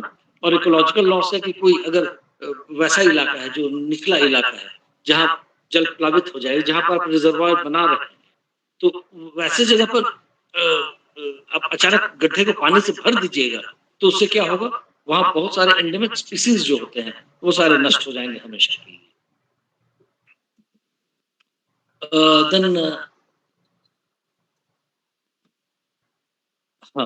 Then there is another issue, displacement of villages. ये तो एक बहुत बड़ा पॉलिटिकल इश्यूज होता है। छोटे मोटे पॉलिटिशियंस जो होते हैं वो कभी भी इस मुद्दे को मरने मतलब ठंडा नहीं होने देना चाहते हैं, क्योंकि आखिर वो राजनीतिक रोटी सेकेंगे किस पर। यही सब तो बहाना होता है, जैसे कि 2-4 सीट वो विधानसभा या संसद में 2-4 सीट जीत लेते हैं और फिर जब टूटती गिरती सरकार होती है तो हम ब्लैकमेल कर करके वो समर्थन दे करके अपनी रोटी सेकते हैं। तो ये सब मुद्दा छोटे मोटे नेता कभी छोड़ेंगे नहीं, लेकिन क्या करना होगा आगे हम देखेंगे। देन लैक ऑफ डिसिप्लिन, जो राजीव गांधी ने कहा था when he was the prime minister, he said that वो हर बार जो 1 रुपया जो ऊपर से आता है, सरकार तो आप गरीबों को देकर रुपया भेज देती है, 1 रुपया हम जो भेज रहे हैं आपके पास 14 पैसा पहुंचता है, बाकी बीच में सारे मिडिल मैन लोग हैं वो सब हड़प लेते हैं। तो 14 पैसा तो बहुत था, आज के दिन में उससे कम ही मिल रहा है। अब ये ऑनलाइन सिस्टम पूरी तरह रेडी हो जाएगा तब शायद बेटर हो। तो ये डिसिप्लिन की कमी है। फिर जो सड़कें बनती है, हमारे घर के सामने ये सड़क बन रहा था, तो जब बन रहा था तो 30 फीट चौड़ा ये बिटुमिन वाला सड़क बनाना था, लेकिन फिर हुआ कि पता चला कि बीच में ये ऑफिशियल कूद गया, नाम नहीं लूंगा किसी का, ये पद भी नहीं बताऊंगा, वो साहब कूद गए, नहीं मुझे कमीशन चाहिए, तो 30 फीट से घटकर वो 25 फीट हो गया। फिर उसका होते होते छोटे मोटे सारे ऑफिसर्स अपना कमीशन लेने लगे, अंत में 30 फीट की जगह 8 फीट चौड़ी सड़क बनी। तो उससे बढ़िया तो सड़क नहीं बनता। हम लोग अपने अपने घर के सामने ढाल के बना लिए थे, वो ज्यादा अच्छा रहता। So lack of discipline is one issue. एक दो छोटे छोटे एग्जांपल्स मैंने दिए, लेकिन इसको काफी विस्तार पूर्वक दूसरे एरियाज में भी इसको समझा जा सकता है। Then lack of political will, ये एक बहुत बड़ा मुद्दा होता है। पॉलिटिकल विल, अब आज ये सरकार है तो उस सरकार को गिराने के लिए उसका सारा नेगेटिव एस्पेक्ट को विपक्षी सरकार उठाएगी, चलो उठाओ और ये सरकार को गिराओ। जब सरकार गिर जाएगी तब उसके बाद चूंकि वादा कर चुके हैं, उसके सारे क्रियाकलाप के अगेंस्ट आपने वादा कर लिया है, तो उस काम को आप ठंडे बस्ते में डाल दीजिएगा। तो अब इतना खर्च करके जनता का इतना सारा पैसा लेकर काम ये अधूरा बना है, इसको पूरा करना चाहिए, वो पूरा नहीं करके आप वहीं पर रोक देंगे। तो ये सब पॉलिटिकल विल में भी काफी सिमिलैरिटी होने की जरूरत होती है। Then there is another area, red terror. Red terror you know is Naxalite related activity, और कई जगह 2010 या 12 में वो रेल एक्सीडेंट हुआ था ना, जिसमें 400-500 लोग मरे थे।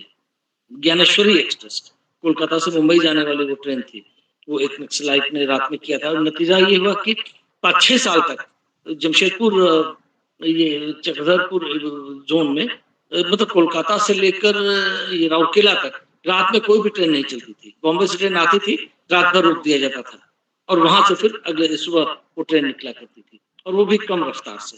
So it was a tragedy. Even Ranchi Howrah express जो थी, जो रात में चलती है, वो उसको टाटानगर न होकर उसको धनबाद होकर चलाया जा रहा था। कई साल वो उसी तरह वो ट्रेन चली थी।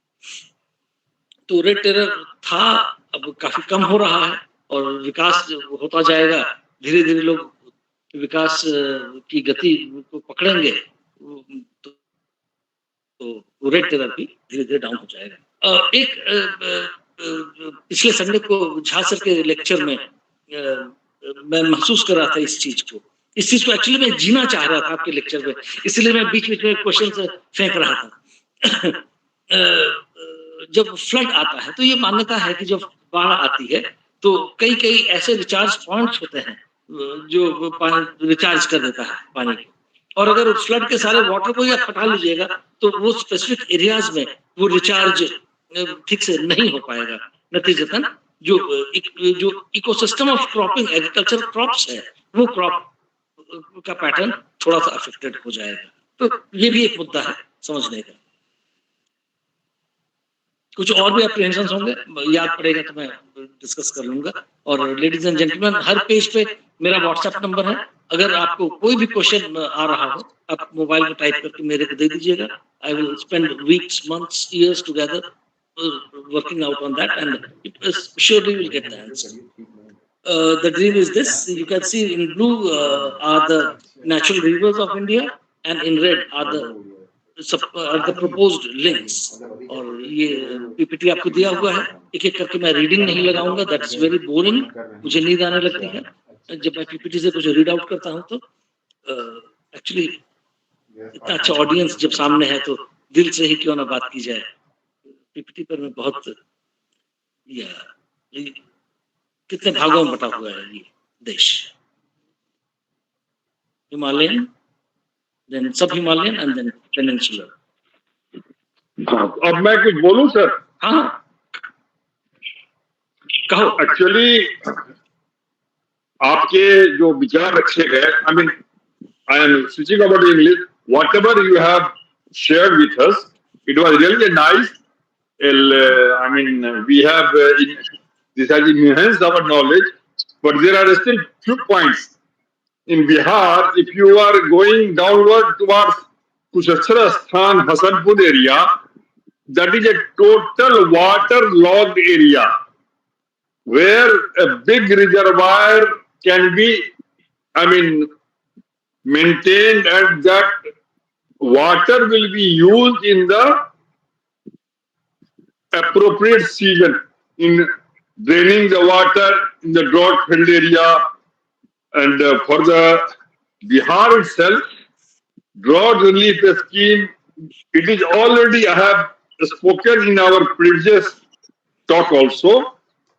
Yes, sir. A big proposal for big dam, big reservoir, even inside the Bihar.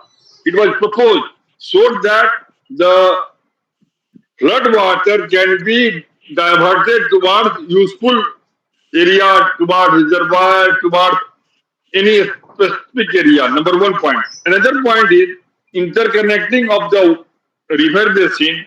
You have mentioned from 100 meter to 400 meter.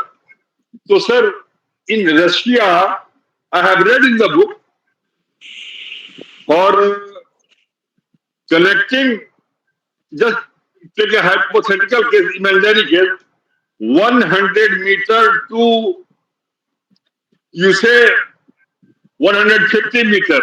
Okay?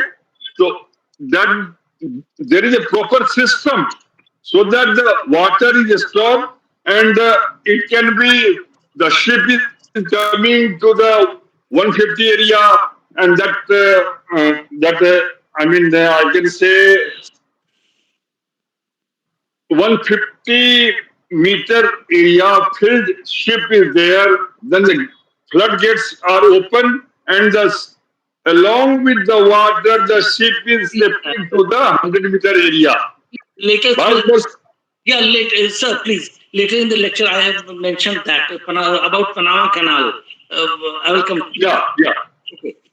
So let me continue because it is already 8. Yeah. I need. My message is that even Nitish ji has brought Ganga water to Nalanda. Now, in the Punpun river at Gaya itself, you will have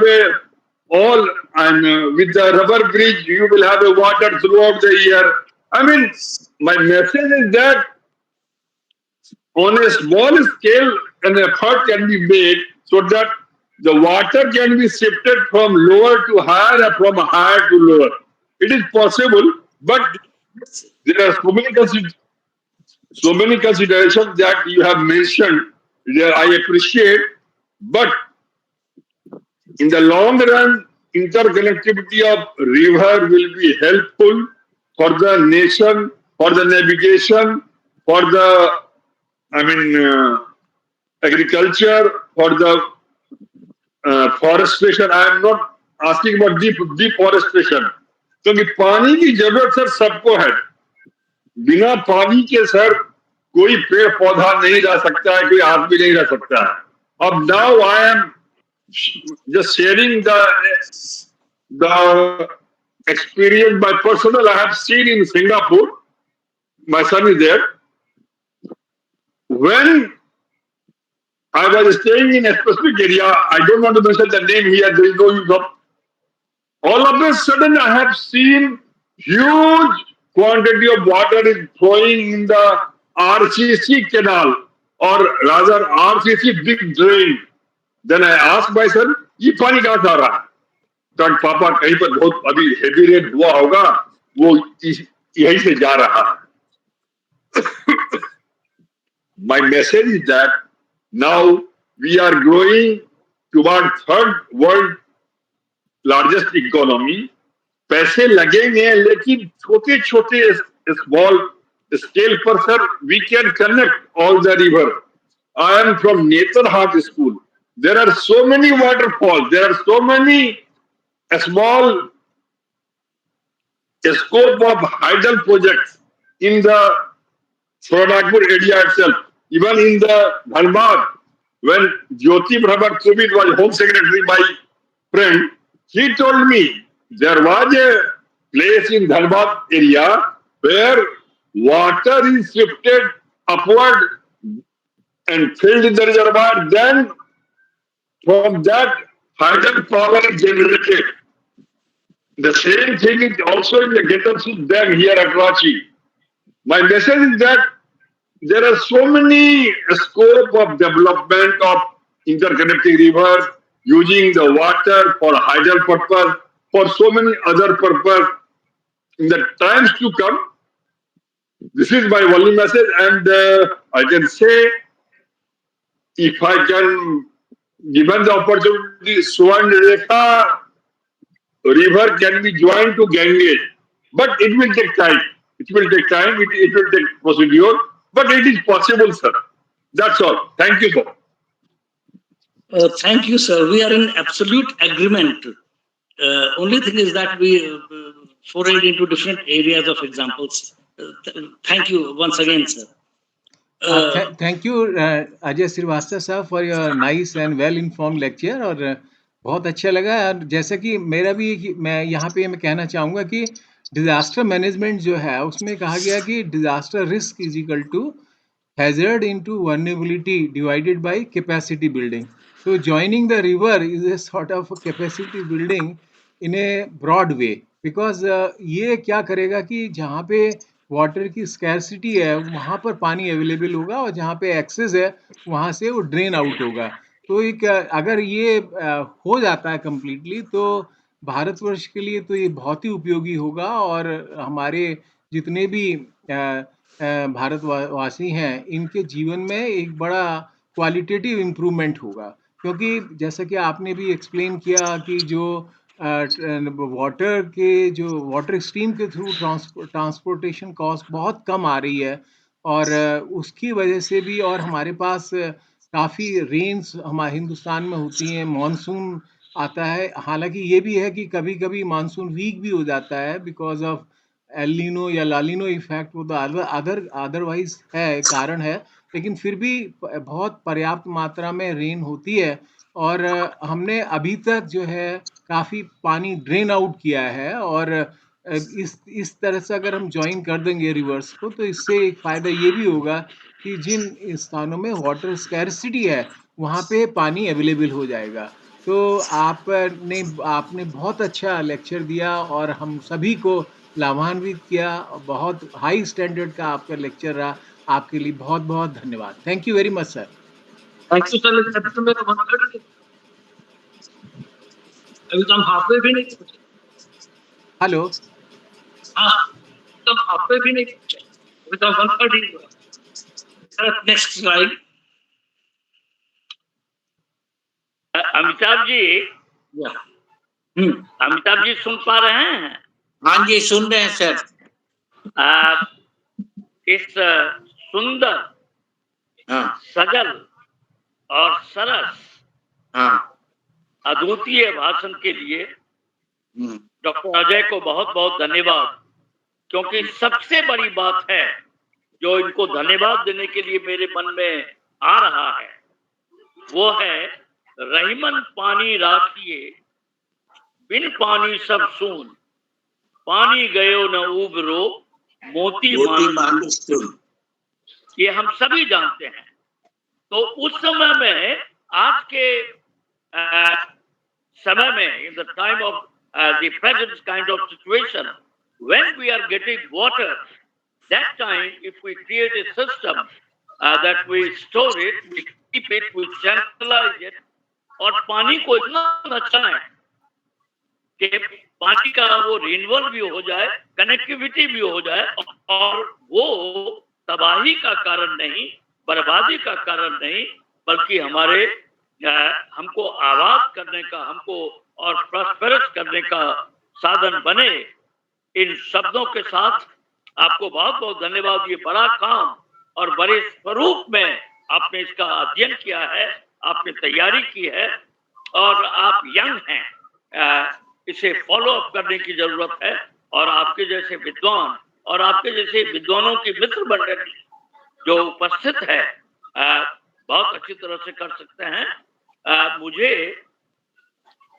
एक समागम में जाना है, तो हमने कह दिया था कि आप मान करके चलिए कि आज 25 से पहले तो मैं नहीं आऊंगा, लेकिन आज 25 से 8:30 के बीच में मैं क्षमा मांग करके प्रसाद साहब से, उमेश जोशी जी से, अमिताभ जी से, और सबसे अधिक अपने माननीय वक्ता से, और आपने जो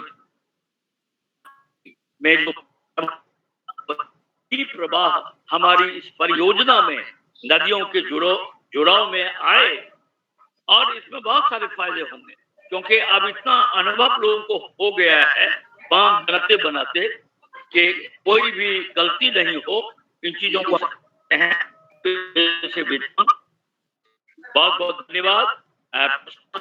निष्ठा करके हम सबों को ये स्वभाव में आता है कि लंबे दिनों तक फॉलो अप किया जा सकता है। अमेरिका में है, लेकिन इनकी अहन इतनी प्रबल है कि वो उपस्थित रहते हैं, और ये सब अमिताभ जी का प्रभाव। और हम सभी को गुडमॉर्निंग बाबू, बहुत बहुत प्रणाम, आपको बहुत बहुत धन्यवाद। और आप यदि बोलेंगे तो तब मैं दूसरे जगह प्रस्थान करूंगा। आप पहले बोलिएगा, उसके बाद प्रसाद साहब से और जो साहब से अनुरोध लूंगा। मोहन बाबू भी आ गए हैं। बहुत जी सर, जी सर, जी थैंक यू। ठीक है सर। हाँ सर, बहुत बहुत आप आए, और प्रसाद आपकी तरह और साहब की तरह जब आप नहीं आते हैं किसी में तो वो ज्यादा सुना सुना हो जाता है, इसलिए अगले मीटिंग में जरूर आइएगा। आज आपको उस मीटिंग में जाना है, कोई बात नहीं, अपना आशीर्वाद और अपना किएगा। और अजय का पॉइंट हम आपको भेज देंगे, उसमें बाकी चीजें देख लीजिएगा, कुछ स्लाइड और बाकी होंगे उसको हम करेंगे। और आपके आशीर्वाद लोगों की हमेशा जरूरत रहेगी। अपने हर मीटिंग में आप आते हैं, और ये बहुत जरूरी भी है आपका रहना, और प्रसाद साहब का रहना, जोशी साहब का रहना, और विद्वान प्रसाद जी ऐसे, नागेश जी ऐसे सभी विद्वानों का रहना। तो सर ठीक है, अब अगले मीटिंग में जरूर आओ। चरण स्तर जी, आपको प्रणाम, धन्यवाद, आभार। ब्रिजमोहन बाबू को प्रणाम, अजय जी को प्रणाम, सभी प्रसाद साहब को, सभी को बहुत बहुत धन्यवाद, आभार, प्रणाम। Thank you sir. कंटिन्यू करें सर, कंटिन्यू अजय साहब, अजय साहब प्लीज कंटिन्यू।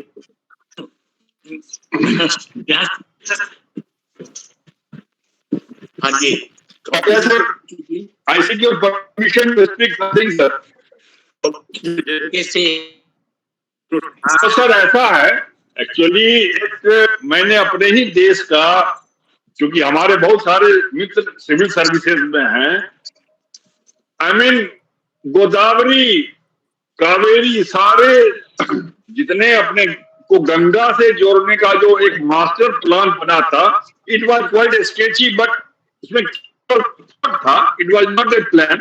हमको बड़ा अच्छा लगा, ये पॉसिबल है। ये जो आपने कहा ना पनामा कैनाल का सर, एकदम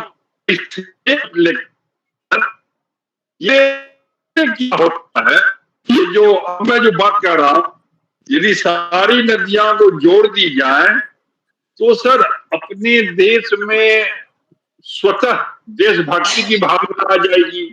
लोग एक दूसरे से, एक राज्य से दूसरे राज्य जाएंगे, जो कि अभी है रोड्स के द्वारा है। और आपने ही कहा, बात सही है, जो वाटरवे जो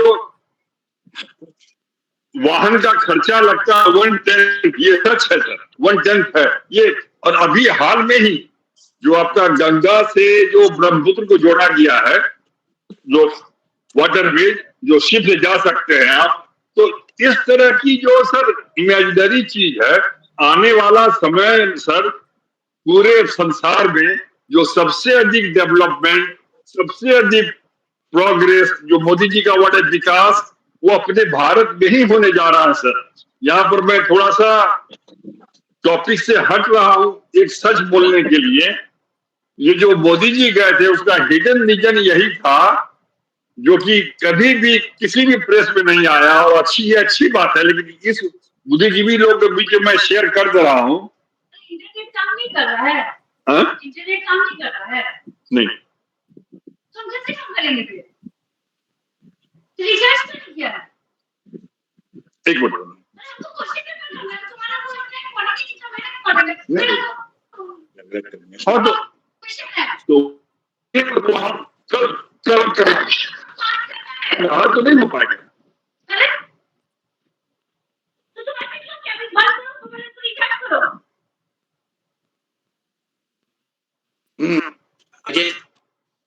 अजय जी आप हाँ कंटिन्यू सर, कर लें प्लीज सर। कंटिन्यू। आप फिनिश कर लीजिए, तब फिर हम लोग और सुनेंगे दूसरे लोग। हाँ, बहुत समय निकल गया सर। हाँ सर, तो ये शरद, नेक्स्ट स्लाइड।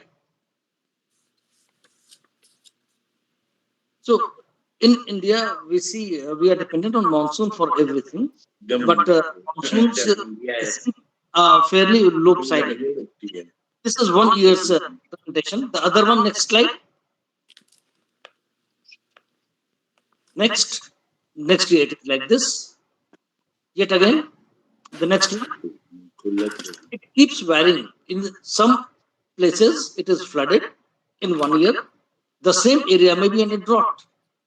उत्तर प्रदेश में काफी बाढ़ आता है, ये तो मालूम ही है। सूखा भी पड़ता है, मालूम। एक बार की बात, धनबाद में थे, उनके पास अखिलेश यादव का साइन किया हुआ 2700 रुपए का चेक आ गया। तो काफी सरप्राइज हम लोग, क्यों आ गया? तो बाढ़, सूखा राहत में जो कोष आता है, जिसकी जिसकी भी जमीनें होती हैं, उसी अनुपात में एक रिलीफ दे दिया जाता है। तो वो भी तो काफी बड़े बड़े खर्चे होते हैं। Next slide. Then comes the matter of climate change. Next, थोड़ा स्लाइड जल्दी जल्दी पढ़ाना होगा, समय की काफी कमी हो गई है। Yeah. Next, yeah, these are the links. The PPT is there, so I do not need to explain that. Yeah, the next slide. Yeah. इसके पहले वाले में, इसके पहले, the one before. Yeah. हमने कुछ देखा है। एक बार मैं 1993 में दक्षिण भारत गया हुआ था, तो वहां देखा, मदुरई से जा रहा था रामेश्वरम ट्रेन, पैसेंजर ट्रेन से। तो वहां देखा कि हर स्टेशन के पहले ट्रेन का चेन लोग खींच देते थे। ट्रेन रुकती थी स्टेशन एरिया के बाहर, और गांव वाले लोग बगल के ट्रेन में घुस जाते थे और ट्रेन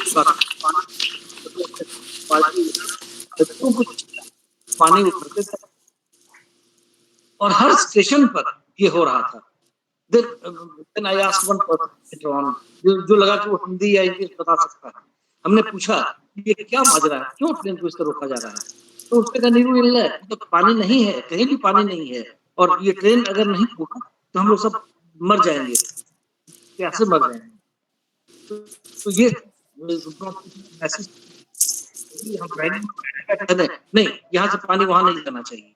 तो फिर ये big follow, because many die. Then the southern cities are tanker based. कहते हैं बैंगलोर इतना बड़ा शहर है, डेवलप कर रहा है, apartments and good people and good climate, but then the apartments are being supplied with tanker water, और उस पर वो चल रहा है। This is very artificial, quite unsustainable for a distant future. Then next point is that unforgiving desert. The deserts are very unforgiving.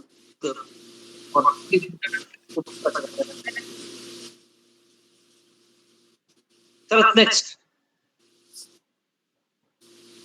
Well, एक किसान कर्ज लेकर ट्रैक्टर चलाया, बीज लगाया, और फिर एंटिसिपेशन के मानसून आ जाएगा, और फिर नेक्स्ट, ये काफी कॉमन जानने की चीज है, इसे मैं स्किप कर जाता हूँ।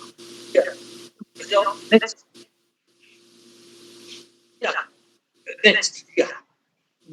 This one. The current crop production situation is this: we are producing 21 quintal per hectare. In Japan, 60 quintal per hectare. I don't know whether in Japan it is sustainable or not. What will happen 25 years from now? I do not know. But the thing is that much more. The thing is that with interlinking rivers, instead of intensifying the agriculture, we can increase the new acreage, new areas of cultivation can be increased by 25 million hectares. So that's a big number. When Green Revolution came to India, only a part of India, Bihar,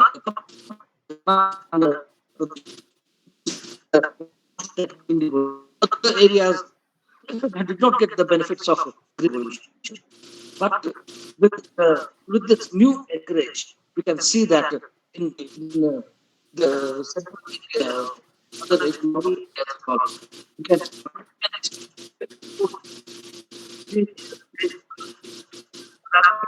to the era of what was MS Swaminathan.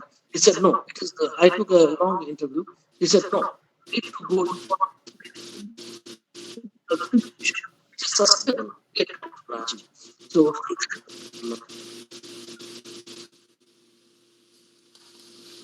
and the thing is that with that we can save the muddy water year after year, all the rivers.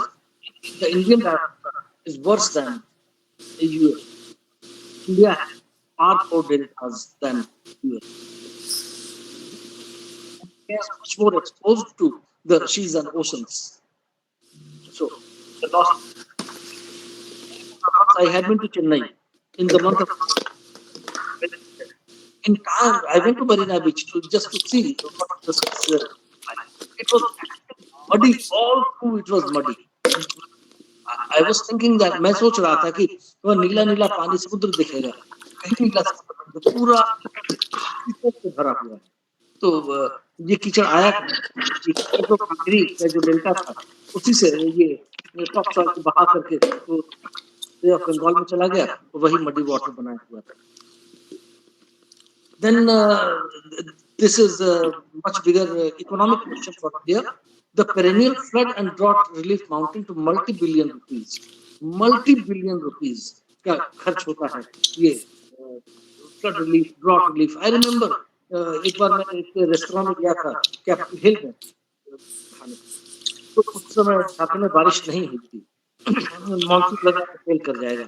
अचानक बहुत सारे लोग बैठे हुए थे, चिल्लाने लगे, जोश में आ गए. झारखंड को सूखाग्रस्त घोषित कर दिया गया है. मतलब झारखंड को सूखाग्रस्त घोषित कर दिया गया, ये उनके लिए बहुत उत्साह की बात थी, बहुत खुशी की बात थी, क्योंकि अब रिलीफ फंड आएगा और उस रिलीफ फंड से हम तो हर साल ये होता ही है और ज्यादातर पैसा इसमें वेस्ट बर्बाद हो जाता है. Next slide. ये समझ रहे होंगे ये कौन सज्जन है, जयराम रमेश. इन्होंने ये 2013 का न्यूज़पेपर इन्होंने कहा था कि 3 राज्य महाराष्ट्र, गुजरात और कर्नाटक ये ड्रॉट रिलीफ के लिए 16,000 करोड़, 11,000 करोड़ और 14,000 करोड़ रुपया मांग रहे हैं उन 2013 में. और एनुअल आउटले कितना था? 16,000 करोड़. और 16,000 करोड़ पर विपक्षी दल कह रहा है कि बहुत ज्यादा पैसा लग जा रहा है. यहाँ तो एक राज्य लगभग उतना पैसा मांग रहा है सिर्फ सूखा रिलीफ के लिए. तो मतलब अगर हम वो 16,000 करोड़ उस जगह पर सृजनात्मक कार्य में लगा दें तो शायद उतने रुपए इनटू 29 स्टेट्स, वो तो काफी बचत होगी देश के लिए. और 2010 में जब चुनाव हुआ था, मतलब जो पॉलिटिकल ड्रामा होता है, आप लोगों में कोई राजनीतिक भी नहीं है, नहीं तो पता चलेगा कल मेरी पिटाई हुई. यहाँ चुनाव हुआ तो चुनाव में हंग असेंबली हुआ. हंग असेंबली में कोई भी न बीजेपी न जेएमएम कोई भी सरकार नहीं बना पाया, तो राष्ट्रपति शासन आ गया. उसके बाद फिर आया जुलाई मानसून पे, उसके बाद आया अगस्त सूखा घोषित किया गया, और उसके बाद झारखंड को, तब उसके बाद सारे एमएलए 81 एमएलए हैं, सारे एमएलए कहने लगे, हाथ मल मल कर पटकाने लगे, तब क्या हुआ? इन लोगों में डिवोर्स काफी पहले ही हो चुका था बीजेपी और झारखंड मुक्ति मोर्चा में. इन लोगों ने फिर एक टेम्परेरी शादी की और मिलकर ये लोग सरकार बनाए. वो सूखा राहत वाला पैसा आया, ये लोग बदर बांट कर लिए, एक बार फिर इन लोग में दोबारा डिवोर्स, फिर से ये मतलब ये सब. Next slide. या अब हमें ये देखना है कि मतलब उसके फायदे में तो बहुत सारी बातें सोच लीजिए, ये फायदा होगा, और बहुत सारे एप्रीहेंशंस भी आ गए कि बहुत सारे एप्रीहेंशंस भी आ गए Sir, why don't you use another implement for this?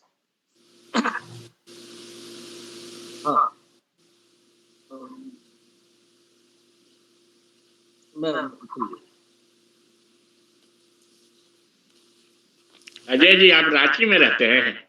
हाँ sir, Ranchi Saint Xavier's College में मैं बॉटनी का हेड ऑफ डिपार्टमेंट हूँ। अच्छा, नमस्कार, मेरा नाम ब्रिजमोहन प्रसाद है। मैं एसएससीएल कोल इंडिया से रिटायर किया हूँ, बीसीसीएल से as deputy chief sales manager. ऐसे मैं ट्रेनिंग में था, रिटायर करके रांची यूनिवर्सिटी में 2004 में रिटायर किया। उसके बाद 2019 तक तो रेगुलर पढ़ाए। जब से ये कोविड आ गया तब हमको ऑनलाइन पढ़ाने नहीं आता था तो हम छोड़ दिया। ऐसे रांची यूनिवर्सिटी में पढ़ाए हैं, बिरसा एग्रीकल्चर में पढ़ाए हैं, इग्नू में पढ़ाए हैं। इग्नू में तो अभी भी हम एग्जामिनर सब रेगुलर चल रहे हैं। ठीक है सर, हम लोग बाद लेक्चर के बाद बात करते हैं। अभी जल्दी कंप्लीट कर लें, बहुत बचा हुआ, अभी आधा हुआ है करीब करीब। अरे वाह, चलो बहुत अच्छा लग रहा है आपकी बात, उसको एकदम अनवरत चालू रखिए, बहुत सुंदर। ठीक है सर, व्याख्यान। हम लोगों ने अभी तक ये देखा कि ये प्लान लाया जा रहा है, इससे फायदे हो सकते हैं। फिर ये भी हुआ कि बहुत सारी शंकाएं भी उठी, नहीं ये से घाटा होगा, फायदा नहीं होगा, क्या अब हमें ये देखना है कि अब देखा जाए कि जो ऑब्जेक्शंस है can they be mitigated. Next slide. Can the problems be mitigated. तो सबसे पहले तो बात आ गई फंड की। तो अब इसमें यह है कि सारा प्रोजेक्ट 35 साल का प्रोजेक्ट एक साल में तो कर नहीं देना है, वो तो ग्रेजुअली करना है। The cost of the project is really very big, 5.6 trillion rupees, there is no doubt. But let us, बात यह है 2006 की बात मैं बता रहा हूँ। उस समय रिलायंस ने एक शेयर फ्लोट किया था। उसने ये बताया था कि मुझे इतना 15 अरब रुपए इंडिया के बाजार से लेना है, लेने का ये एम्बिशियस प्लान मैंने बनाया है। तो वो शेयर एक खास तारीख को वो फ्लोट होना था और 10 बजे बैंक खुलेगा और इलेक्ट्रॉनिक रेमिशन होना था, लोगों का पैसा लोगों को जमा करना था। और उसने एक हफ्ता टाइम दिया था, एक हफ्ता में मुझे 15 अरब रुपए लेने हैं। लेकिन कैसे ही वो शेयर खुला 10 बजे, 30 सेकंड के अंदर 1 ट्रिलियन रिलायंस के खाते में चला गया, 30 सेकंड के अंदर। और कुछ समय में उसी दिन तक many times it was over subscribe. कहने का मतलब है भाई और बहनों, चाचा, अंकल एंड मेरे गुरुज, कहने का मतलब ये है कि देश में पैसा है और लोगों को अगर पता हो जाए कि ये पैसा सामने जाएगा तो लोग मतलब निछावर करेंगे। देश का नेता हो तो लोग। Next slide sir. फिर चाइनीज एक्सपीरियंस बता रहे हैं 2008 में जब चाइना में, पूरे दुनिया में रिसेशन आया, चाइना में सारे इंजीनियर्स विदेश से लौट आए, चाइना कोई काम नहीं, दे बिकेम जॉबलेस। और जो चाइना का जो स्टील वगैरह जो प्रोडक्शन था, स्टील सीमेंट जो विदेशों को बेचता था, वो सब बेकार पड़ा रह गया।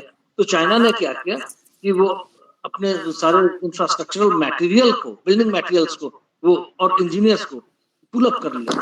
पूरे सीमांत एरियाज में हम रेल लाइन डेवलप करते हैं using that cement, using that steel. और चाइना में आज इतना ज्यादा नेटवर्क रेलवे का लार्जली बिकॉज ऑफ दैट। दूसरी बात यह है कि कनाल्स का हरकुलियन टास्क है। ये कनाल कोई देश के लिए नया चीज तो नहीं है।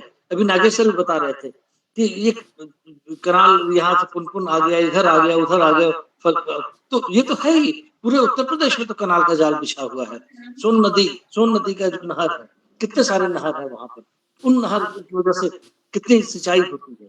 तो नहर तो होते ही हैं, हमें क्या करना है, उन नहर को एक नया आयाम दे देना है, जो एक घाटी से दूसरे घाटी में वो घुस जाए और इधर पानी अधिक हो तो उधर चला जाए, उधर पानी अधिक हो तो इधर चला आए। बस यही तो करना है। और दूसरे भी कर चुके हैं। और IIT रुड़की जो आज के दिन में है, वो उसकी शुरुआत ही हुई थी उस समय जब गंगा कैनाल वगैरह जो बने थे शुगर केन कल्टिवेशन के लिए। और अंग्रेज देख रहे थे कि उनको इंजीनियर्स इंग्लैंड से जो बुलाना होता है तो काफी खर्चीला प्रोसेस होता है। तो ऐसा यहीं पर एक ऐसा यूनिवर्सिटी में, और वहाँ यहाँ के लोकल लोगों को ट्रेनिंग दे करके ये अपना काम करा ले। तो वही फिर संस्कृत होते होते वो यूनिवर्सिटी बना और आज के दिन में IIT बनी। Next slide. हाँ, yeah, this one. The real problem is that the flood surplus is at lower plains and drought is at the निचले इलाके में बाढ़ है और ऊपरी इलाके में निदान के तौर पर ये है कि लिफ्ट इरिगेशन यहाँ कोई नया चीज तो नहीं है। लिफ्ट इरिगेशन तो ही होता है, काफी तालाब में, गढ़ा में काफी नीचे पानी है, वहां से पंप से पानी के ऊपर उठाया ही जाता है। यहाँ पर है एक आयाम के सिस्टमैटिक तरीके से वो हम लिफ्ट ये करें। और जब भी बाढ़ आता है तो बहुत सारा इलेक्ट्रिसिटी तो वैसे ही ग्राउंडेड हो जाता है। तो ऐसी स्थिति में वो वही यूज करके अगर हम नीचे का पानी को ऊपर भेज दें तो ये काफी तर्कसंगत बात है कि हो जाएगा। ये मैं एक बार जा रहा था पुणे इसी टॉपिक पर लेक्चर देने, तो साथ में उड़ीसा के बहुत सारे इंजीनियर्स भी थे। तो रास्ते भर मैं अपना रिवीजन कर रहा था और वो शामिल हो गए हमारे डिस्कशन में। तो वो बोले कि ये तो बड़ी अच्छी बात है, गंगा नदी के पूरे दक्षिण में अगर इस तरह हम रेल लाइन बना लें और इस तरह के रेलवे इलेक्ट्रिक इंजन पर के पीछे 2-3 लॉन्ग बेट लगा लें, उसके पंप और जनरेटर ये सब लगा लें, तो जहां जहां बाढ़ होगा हर जगह कैनाल बनाने की जरूरत नहीं, हर जगह वो सिस्टम बनाने की जरूरत नहीं। ये माउंटेड, आखिर यही इंजन है ना जो 24 बोगी का ट्रेन को या 73 बोगी वाले मालगाड़ी को लेकर रांची ऊपर पहाड़ चढ़ जाता है। तो यदि इतना ऊपर बना और पंप कर दिया जाए तो क्या 400 वेरी मच टॉपिक। और ये फोटो उन्होंने कहा कि चलो मैं आपका कोई फोटो ले लेता हूँ। The other thing is that Panama canal, अभी सर बता रहे थे इसके बारे में। तो पनामा देखने में तो लगता है कि इस्थमस है, अटलांटिक और पैसिफिक के बीच में एक पतला सा लैंड है, चलो भाई गहता उठाओ और मारो और यहाँ से वहां आर पार हो जाए। ऐसा नहीं, अटलांटिक का लेवल अलग है, पैसिफिक का लेवल अलग है, और वो बीच में जो रॉक माउंटेन है वो बहुत कड़ा पत्थर है और उतना 50 किलोमीटर उस तरह काटना संभव नहीं। तो वहां ऊपर तो यही किया गया, दोनों तरफ स्लुइस गेट बनाया गया, जैसे डैम में गेट होता है, दोनों तरफ स्लुइस गेट बनाया गया। इधर से जहाज को अंदर लाते हैं, फिर गेट बंद कर देते हैं, फिर पानी भरते हैं, जहाज चढ़ता है उस लेक में आता है, यहाँ से शिफ्ट होता है दूसरी तरफ, वहां से पानी फिर निकाल लेते हैं, दूसरी तरफ डाल लेते हैं, और फिर लेवल नीचे आता है और फिर उसको पैसिफिक में खोल देते हैं। इसी तरह दोनों तरफ होते रहता है। और पूरे पनामा कनाल जो है, पहले ड्रग से उसका इकोनॉमी चलता था, आज के दिन में पनामा कनाल से पूरा इकोनॉमी। फिर ये है कि बहुत सारे राज्य आपस में लड़ते रहते हैं। मुझे याद है 1991 की बात मैं बता रहा हूँ। 1991 में सुप्रीम कोर्ट ने अचानक आदेश दे दिया कर्नाटका को कि मेट्रो डैम से तुम 205 टीएमसी वाटर रिलीज कर दो चेन्नई के लिए, नहीं तो वहां चेन्नई शहर भी मर जाएगा और वहां एग्रीकल्चर प्रोडक्शन का पूरा लॉस हो जाएगा तमिलनाडु में। अब उसका एकदम हड़कंप मच गया, और मतलब कन्नड़ लोग वहां तमिलनाडु के लोगों को पकड़ पकड़ बैंक में काम कर रहे हैं, कुछ कन्नड़ कुछ आपस में धक्का मुक्की शुरू हो गया, लिफ्ट मार्केट करने लगे थे सड़कों पर, जहां तमिलनाडु रजिस्ट्रेशन वाली कारें आती थी उनको चलाने लगे लोग। हमारे एक मित्र की बहन भी आ रही थी तमिलनाडु से बेंगलोर, उनके साथ भी ऐसा ही कुछ हादसा। तो ये तो 2 राज्य की बात है, यहाँ तो सारे राज्य को जोड़ने की बात हो रही है, तो इसको कैसे जोड़ा जा सकता है, वो सब दोनों राज्यों के हित को समझना है। बांग्लादेश के साथ रिफ्ट है, पाकिस्तान के साथ है। पाकिस्तान कहता है कि हिंदुस्तान पर दादागिरी कर रहा है, जब बाढ़ आता है अब पानी छोड़ देते हैं। ये सब रिपेरियन राइट्स है हर नदी का, ये मैथमेटिकल कैलकुलेशन और गुड लीडरशिप की जरूरत है। और आज हमारे देश में जैसा लीडरशिप है, उम्मीद है आगे भी ऐसा ही बना रहेगा और हम इन समस्याओं का निदान हम लोग पा लेंगे। फिर विदेशों में भी ऐसा हुआ कि 2012 की बात मैं बता रहा हूँ, ब्रह्मपुत्र नदी अचानक सूख गई एक दिन और 7 दिन वो सूखी रही। तो हुआ कि अब क्या हो गया, तो हुआ ये कि चाइना ने एक वहां पर अपने एरिया में इंडिया में घुसने के पहले एक डैम बना लिया था बड़ा, और जो बड़ा रिजर्वायर था उसको वो भर रहे थे, इसलिए पानी को रोके थे। तो 7 दिन इंडिया को पानी नहीं मिला, तो थोड़ी परेशानी हुई। तो ये सारी समस्याएं भी होती है, लेकिन हम लोगों को मुख्य बात है अनुशासन। अब अनुशासन, जब ये चींटियां जो आप सामने देख रहे हैं, इनमें इतना अनुशासन है, पत्ते पर एक बूंद पानी गिरा हुआ है और 12 चींटियां हैं, तो ये चींटियां समझ रही हैं कि सारी चींटियां एक तरफ अगर हो गई तो ये पत्ता टेढ़ा हो जाएगा और ये पानी निकल जाएगा। तो इसलिए वो किस तरह 3-3 में चारों तरफ ये बट गई है ना। It's very amazing. लेकिन इतना अनुशासन हम लोगों में नहीं है। एक नाव में हम लोग घूमते हैं और अगर एक बच्चा कह दे कि अरे वो मछली, सारे लोग नाव पर एक तरफ आ जाते हैं और नाव उलट जाती है। तो मनुष्य में वो अनुशासन नहीं है, लेकिन चींटियों में है। लेकिन सवाल है, मनुष्य के पास दिमाग तो है, हम उनसे सीख तो सकते हैं। ये ज्ञान बढ़ाने और बांटने की जरूरत है। नेक्स्ट वन, वो सिल्टेशन का प्रॉब्लम था, ये बहुत बड़ी समस्या है। इसका अगर हम उपाय करें, हर घर में आकर सेप्टिक टैंक होता है ना, एक इंस्पेक्शन चैम्बर हो, तो अगर इंस्पेक्शन चैम्बर ना करें, सारा सॉलिड वेस्ट सेप्टिक टैंक में ही जाए, तो सेप्टिक टैंक तो बहुत जल्दी भर जाएगा। इसलिए बीच बीच हम इंस्पेक्शन चैम्बर जो बना देते हैं, तो उसकी वजह से सेप्टिक टैंक की जिंदगी बहुत बढ़ जाती है। नजर न लगे, 17 साल पहले मैं ये मकान बनाया था और सेप्टिक टैंक बनाया था। 17 साल में अभी तक एक बार भी सेप्टिक टैंक खोलने की जरूरत नहीं पड़ी है। ऐसा ना हो कि कल ही वैसी जरूरत पड़ जाए, लेकिन मतलब ऐसा होता है। अगर आप विजन के साथ कोई विजन के साथ कोई प्रोजेक्ट बनाते हैं तो आपको सफलता मिलेगी। In this case, in the river linking canals, यहाँ पर उस तरह इंस्पेक्शन चैम्बर न बनाकर बड़े बड़े का ट्रैप चैम्बर्स बीच बीच में बना दिए जाएं, तो जो सिल्ट वाला गंदा पानी जो आता है उसका मैल उस ट्रैप चैम्बर्स में बैठेगा। आगे जो दूसरे नदी में जा रहा है, दूसरे एरिया में जा रहा है, वहां वो मिट्टी नहीं जाएगा, और ये मिट्टी को हम निकाल कर खेतों में डाल सकते हैं, और इससे मतलब स्किन केयर प्रोडक्ट वगैरह व्हाटएवर ये सब बनाया जा सकता है। Then salinity is another problem. लेकिन सवाल ये है कि लोग कहते हैं आवाज नहीं आ रही है। Hello, am I not audible? You are audible, but I think the slides are not moving, perhaps. Yes. Sir, take care. तो अब सवाल है कि हिमाचल से बहने वाली नदियां इधर उत्तराखंड में आती हैं, पंजाब जाती हैं, कश्मीर जाती हैं, वहां से उत्तर प्रदेश आता है, बिहार आता है, झारखंड आता है कि नहीं आता है। तो अब एक नया कनाल अगर बना दिया जाए तो क्या मुसीबत आ जाएगी? वो तो ये नेचुरल प्रोसेस है कि एक राज्य से बहकर दूसरे राज्य में नदी जाती है। भारत में बांग्लादेश जाती है। एक नदी का नाम डैन्यूब तो यूरोप में 10 देशों को से होकर गुजरती है।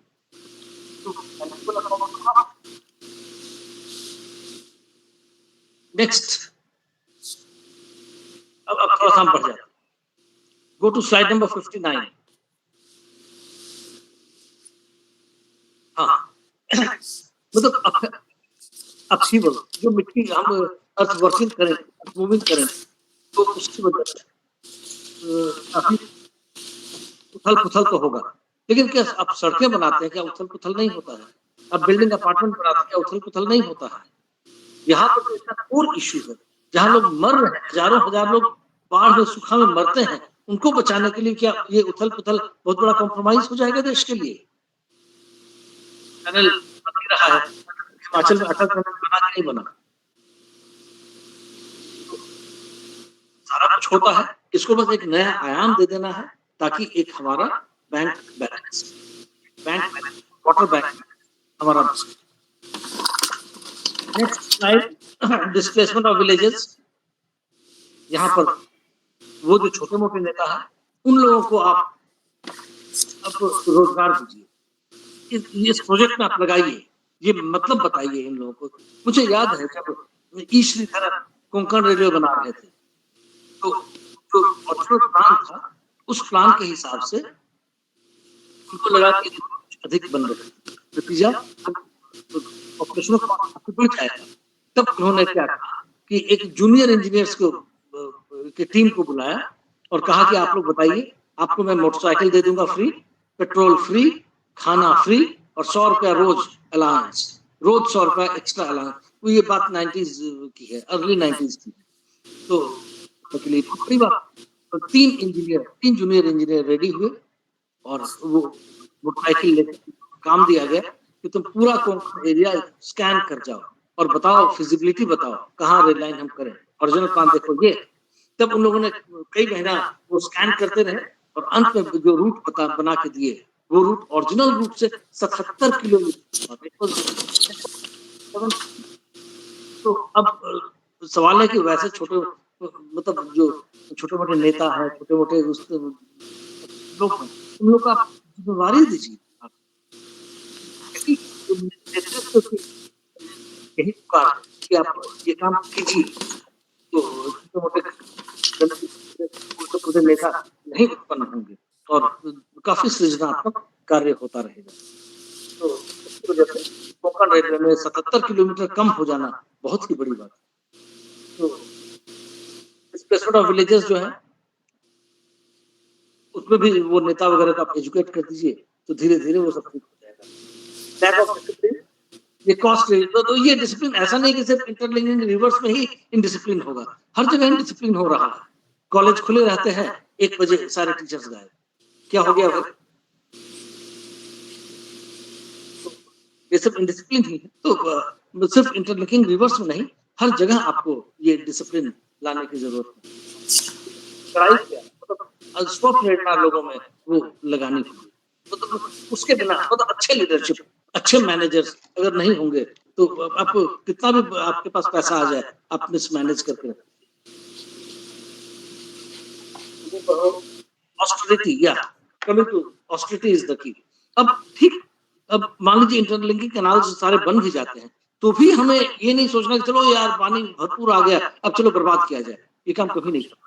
हर हालत, मतलब वो एक बेसिक मिनिमम के लिए हमें एक बेसिक मिनिमम खर्च करना है और बेसिक मिनिमम से हमको अपना काम चलाना है। ये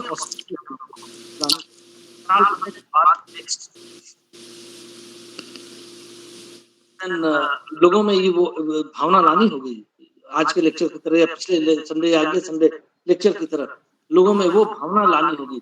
conserve the water at grass root level, इस पर मैंने हिंदुस्तान में कई कोने कोने में जाकर लेक्चर दिया है, वीडियो वगैरह। फिर एक हाँ, ये लोगों में एक भावना देने की जरूरत है।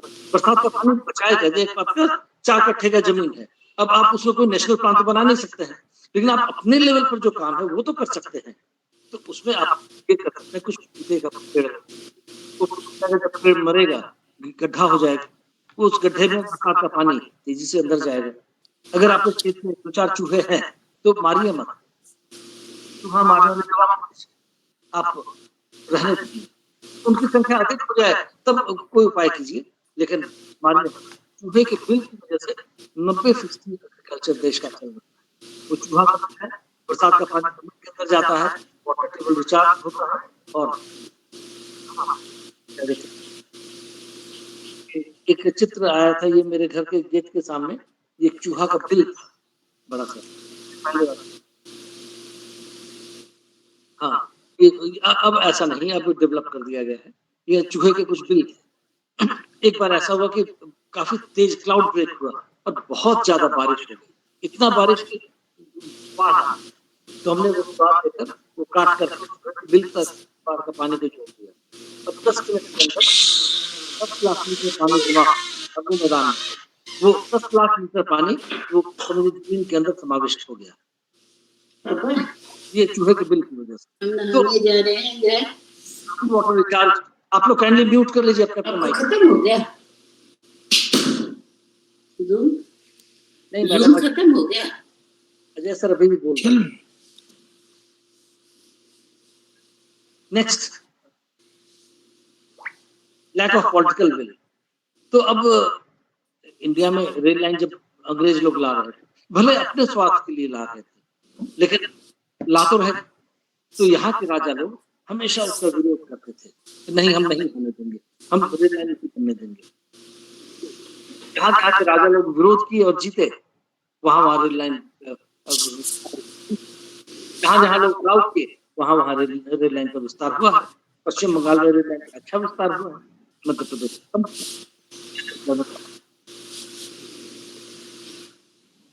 नेक्स्ट इसको भी आगे गो टू 68। हाँ, अब हम अंत की ओर बढ़ चले हैं कि 19 की बात, जून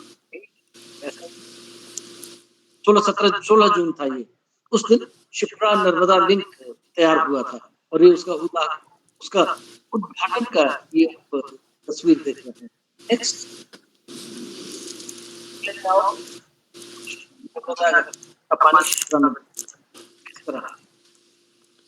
ठीक है, और ये कल की बात है, काफी चर्चा हुई।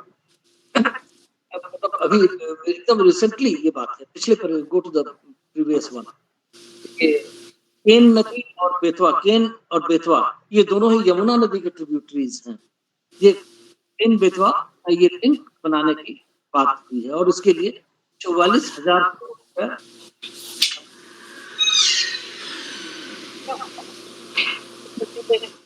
पहाड़ी इलाका है, यहाँ काफी बारिश होती है और काफी पानी रहता है। और बेतवा इलाका का जो बेसिन है वहाँ पानी कम रहता है, तो यहाँ इनके आसपास पहाड़ी है, लोग में बारिश हो जाती है और वहाँ बारिश नहीं, तो लेकिन वहाँ खेती की संभावना अधिक है। तो केन से वो जो 221 किलोमीटर लंबा ये एक कनाल बनाने का प्रावधान हुआ है, इसमें 44,000 रुपए लगे और उससे पूरे उत्तर प्रदेश के ये पूरे बुंदेलखंड इलाके के किसानों को काफी पानी मिलेगा, वहाँ ग्रीन रिवोल्यूशन होगा और खाद्यान्न प्रचार होता है, उससे भी उसका निदान। तो ये है, मैं कहूँगा कि आज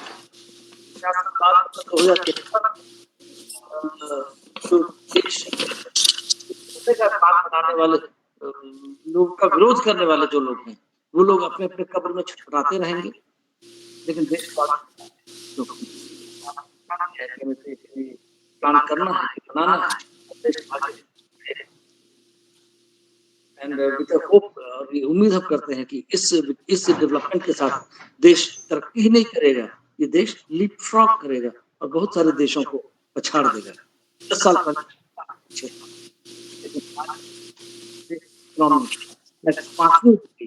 फ्रांस को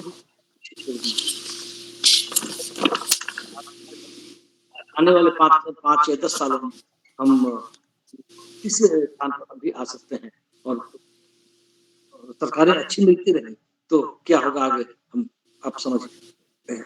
ओके, तो thank you very much, but do manage this elixir of life. पानी बेशकीमती है, कहीं भी एक बूंद भी पानी हम बर्बाद ना करें, हमारे लिए बहुत ही बेशकीमती है।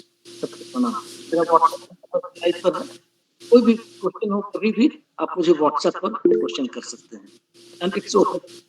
Thank you very much for your nice and well informative lecture and well planned also. We appreciate your PowerPoint presentation also, along with your lecture.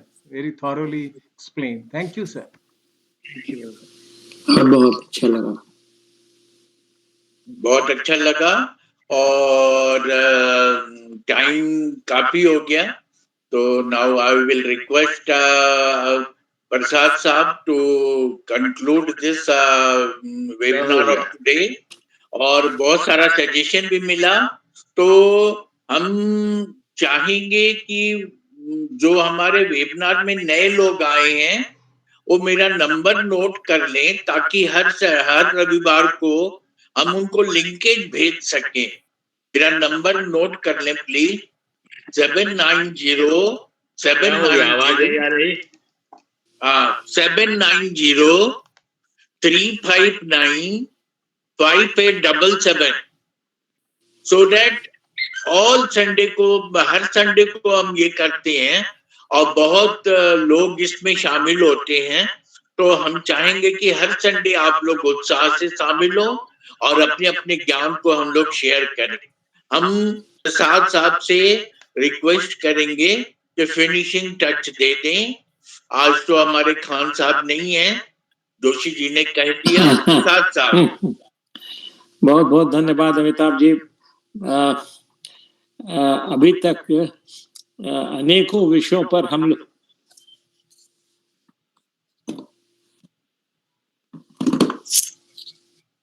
हाँ पल्लव जी जो बोल रहे हैं आपका माइक म्यूट है। जरूर जरूर जरूर अनम्यूट कर लो। आपका माइक म्यूट है पल्लव जी, आपकी मुंह चल रही है लेकिन आवाज नहीं आ रही है। हाँ हाँ हमें तो सुनाई पड़ रही है आप। अच्छा हाँ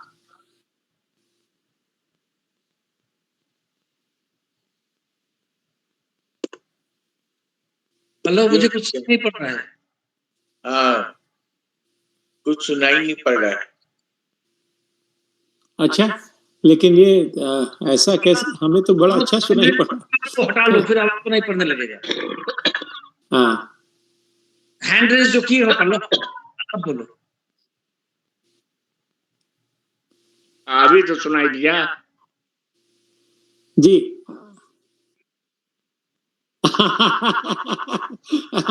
नहीं हमको भी अभी सुनाई दिया, अभी सुनाई दिया। गड़बड़ा गया था। मुझे सुनाई नहीं पड़ रहा है सर। हमें भी सुनाई नहीं पड़ रहा है। गड़बड़ा रहा बीच में फिर भी। बोल दीजिए, आप समझते हैं कि कुछ तो सुन ही लेंगे लोग। पल्लव एक लाइन टाइप कर दो तुम, बल्कि उसको इन अ नटशेल तुम टाइप कर दो एक लाइन। हाँ बेस्ट आइडिया, बेस्ट आइडिया।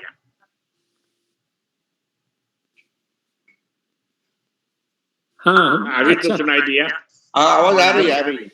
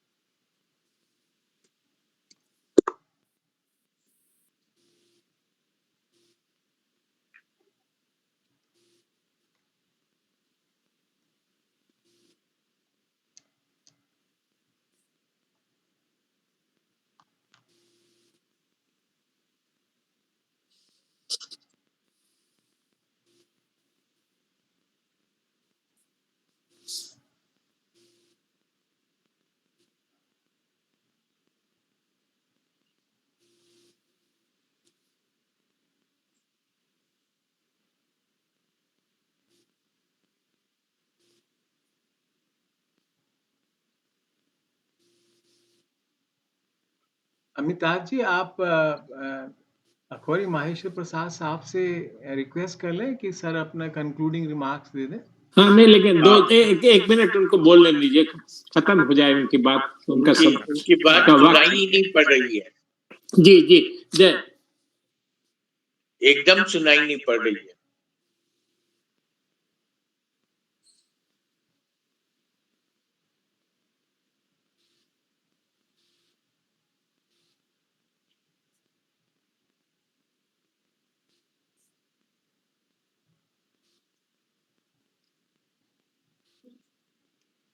बहुत सुंदर, बहुत सुंदर, बहुत सुंदर।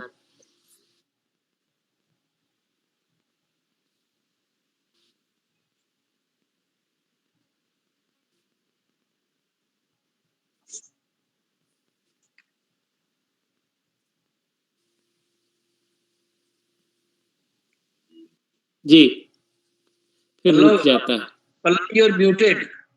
हाँ चलिए, बहुत सुंदर। लेकिन आपने कंक्लूजन तो इतना सुंदर आपने ही दिया, क्या उसको आगे कहने की जरूरत है। लेकिन आज अमिताभ जी ने हमको भी खास रिक्वेस्ट करके कहा कि हम कुछ कहें, तो कंक्लूजिंग रिमार्क में हमको अपनी तरफ से भी कुछ कहने की इच्छा है, लेकिन उसको मैं अभी थोड़ा उसको उस पर रिस्ट्रेन करूंगा। इसको यह कहने के लिए कि अभी तक जितने विषयों पर हम लोगों ने चर्चा की है, इतने विद्वान लोगों का व्याख्यान सुना है, सारे व्याख्यानों में से बहुत कुछ सीखा, इसमें कोई शक नहीं है। लेकिन आज का व्याख्यान हमें इसलिए लगा कि एक ऐसे व्यक्ति ने एक ऐसे विषय पर इतनी भावनात्मक व्याख्यान दी है, और वह भी जब वो कोई फ्लड मैनेजमेंट के एक्सपर्ट नहीं है, या कोई इंजीनियर भी शायद नहीं है, जैसा इन्होंने अपने बारे में बताया है। मैं समझता हूँ बॉटनी इनका विषय रहा है। तो ऐसे व्यक्ति को इतने गहराई में जाने का जो पैशन है, वो मुझे बिल्कुल ऐसा लग रहा है कि ये हम लोगों का ये बहुत ही रेयर अनुभव होता है। ऐसा बहुत ही रेयर अनुभव, एकदम सही बात बोले सर। बहुत रेयर अनुभव होता है। देखिए, लाभ और हानि का जो सही आकलन हो, तो इसमें कोई शक नहीं है कि लाभ का पलड़ा बहुत भारी होगा। लेकिन यही है कि हमको उसमें शॉर्ट टर्म में नहीं देखना चाहिए, हमें कम से कम मॉडरेट या लॉन्ग टर्म में जरूर देखना चाहिए। और इसमें हमको नागेश जी ने जो इस बात पर ध्यान आकर्षित किया कि देखिए, पुनपुन के बारे में चर्चा की उन्होंने, गंगा और को नालंदा से जोड़ने की चर्चा की। तो ऐसा लगता है कि देखिए, हम लोगों को we begin small but we begin without making further delay. Right. We need to जहां भी हो सके संभव छोटे छोटे इनिशिएटिव भी हो, लेकिन उसको हम जोड़ते जाएं। वो कभी न कभी वो बड़े मेगा प्रोजेक्ट का एक अंग ही बन जाएगा। ऐसा नहीं होगा कि मेगा प्रोजेक्ट भी बन जाएगा वो। हाँ जी, हाँ, मेगा, बिल्कुल सही बात है। तो ये तो बहुत अच्छा लगा। और एक बात की और चर्चा हुई, शायद नागेश जी ने ही इसको थोड़ा इस पर ध्यान आकर्षित किया। देशभक्ति के ऊपर उन्होंने एक बात कही कि देखिए, हो सकता है कि हम लोगों में आपस में विवाद हो ही रहा है, लेकिन विवाद का जो अंत है वह हमेशा सहयोग ही होता है जी। और सहयोग की भावना अगर बढ़ेगी देश में, तो देश मजबूत होगा। समृद्धि की का कोई हमको जरा भी नहीं समझता है कि समृद्धि में कमी होगी। समृद्धि में तो बहुत बड़ी बढ़त होगी, क्योंकि आपने देखा ही है कि इसके जो टेक्निकल एस्पेक्ट्स हैं, इतने सारे उसके जो बेनिफिट्स हैं, दे फार आउटवे। नेविगेशन है, नेविगेशन का कॉस्ट कितना कम हो जाता है, एग्रीकल्चर को बेनिफिट मिलता है, सॉइल इरोजन से बचते हैं। और अभी आपने जो डॉक्टर साहब ने चर्चा की कि 0.5 सेंटीमीटर तो हम लोग बढ़ चुके हैं। और ये तो विषय जो है, ये तो इंटरनेशनल क्लाइमेट कंट्रोल और एनवायरनमेंट से रिलेटेड है, जिस पर मोदी जी का जो अमेरिका में जो उनकी वार्ता हुई है, तो उससे भी यही निकल के आ रहा है कि दोनों देशों में बहुत ही अच्छा समन्वय बैठने की गुंजाइश है। टेक्नोलॉजी को साथ लेकर क्लाइमेट कंट्रोल की ओर या एनवायरनमेंट कंट्रोल की ओर हम लोग बढ़ें। तो इसमें कोई शक नहीं है कि हम लोगों का भविष्य इन नदियों को जोड़ने से जुड़ा हुआ है।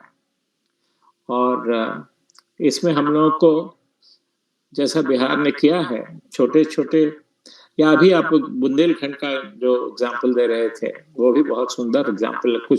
कुछ तो क्या, 45,000 करोड़ तो निकल जाएगा, कहीं ना कहीं से वापस निकल जाएगा। तो हर जगह इसकी कोशिश होनी चाहिए। लेकिन साथ साथ वो भी जो प्लानिंग के लिए बताया अजय जी ने कि पहला 10 बरस तो हमको रिसर्च करना होगा, क्योंकि क्लाइमेट कंट्रोल से भी तो कुछ इफेक्ट पड़ रहा है, नदियों के ऊपर उसका भी प्रभाव पड़ रहा है। क्लाइमेट कंट्रोल का, ग्लोबल वार्मिंग का जो वो एस्पेक्ट है, वो आगे भी हम लोगों को इन्फ्लुएंस करता रहेगा। इसलिए हम समझते हैं कि वो भी R&D का वर्क जो है वो भी बहुत इम्पोर्टेंट है। पहला 5 बरस या 10 बरस जो है उसको साथ लेके चलना होगा, ताकि ऐसा नहीं हो कि हम बाद में हमको लगे कि हाँ गलती हो गई, जैसे कोसी में हुआ, कोसी प्रोजेक्ट में हुआ, या बिहार के नॉर्थ बिहार के फ्लड कंट्रोल में जो हम लोगों की कुछ गलतियां सामने आई, वैसी गलती हमको बाद में नहीं मिले। तो ये बहुत अच्छा लगा। एक तो बात और कहनी थी कि जरूर अजय जी ने थोड़ा सा जिक्र तो किया है इसका, ये नदियां तो किसी देश से सीमित नहीं है। हमारे लिए तो ठीक है, भूटान है, नेपाल है और इंडिया है, लेकिन चाइना भी है साथ में। और हम लोगों ने सभी ने सुना था कि वो जमीन से पानी उठा करके फिर ऊपर लेके जाने वाले हैं, और उसमें ब्रह्मपुत्र के बेसिन में पानी कम हो जाएगा, जो हमारी नदियों को नुकसान होगा, हमारे देश को नुकसान होगा।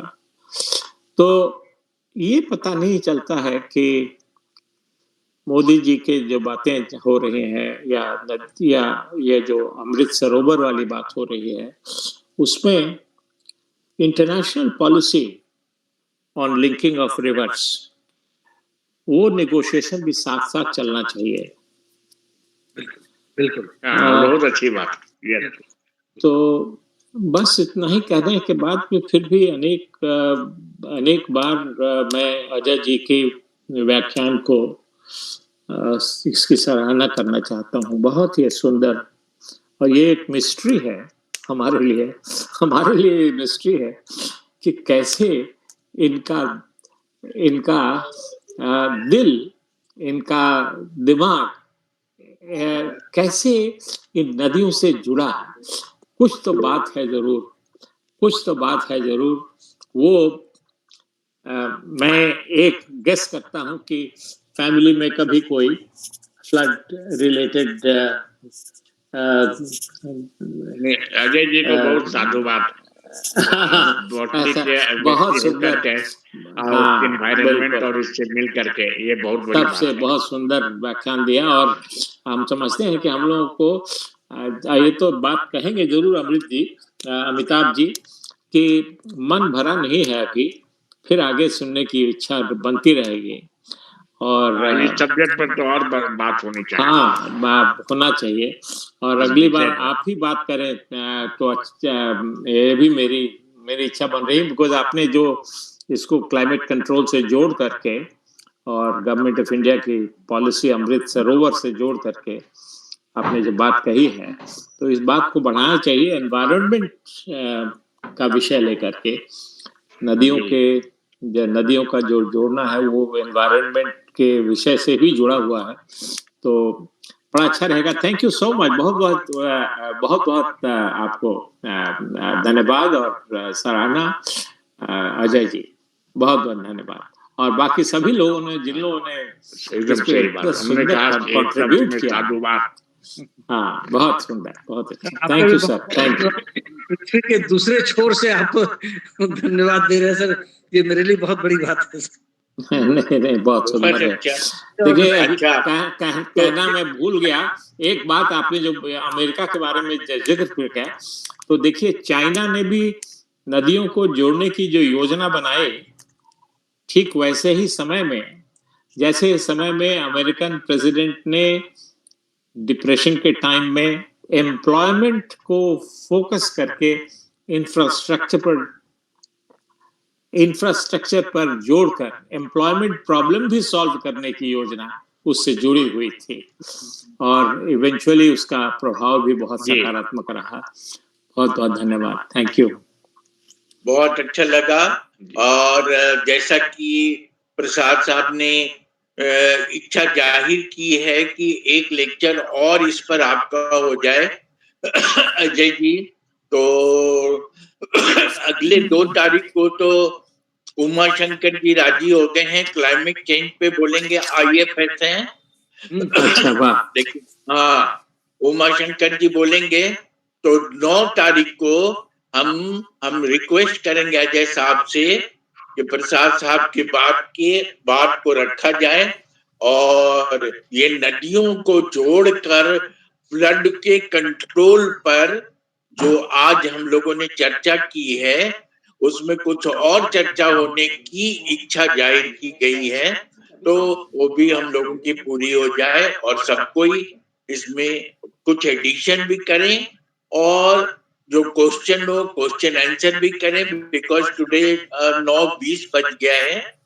तो हम लोग अगले संडे को उनका सुनेंगे, उमा शंकर जी का सुनेंगे और 9 तारीख को, क्योंकि उन्होंने कह दिया है, उन्होंने स्लाइड तैयार किया और 9 तारीख को आप अपना सहमति दे दें श्रीवास्तव साहब, तो प्रसाद साहब हमारे रहेंगे।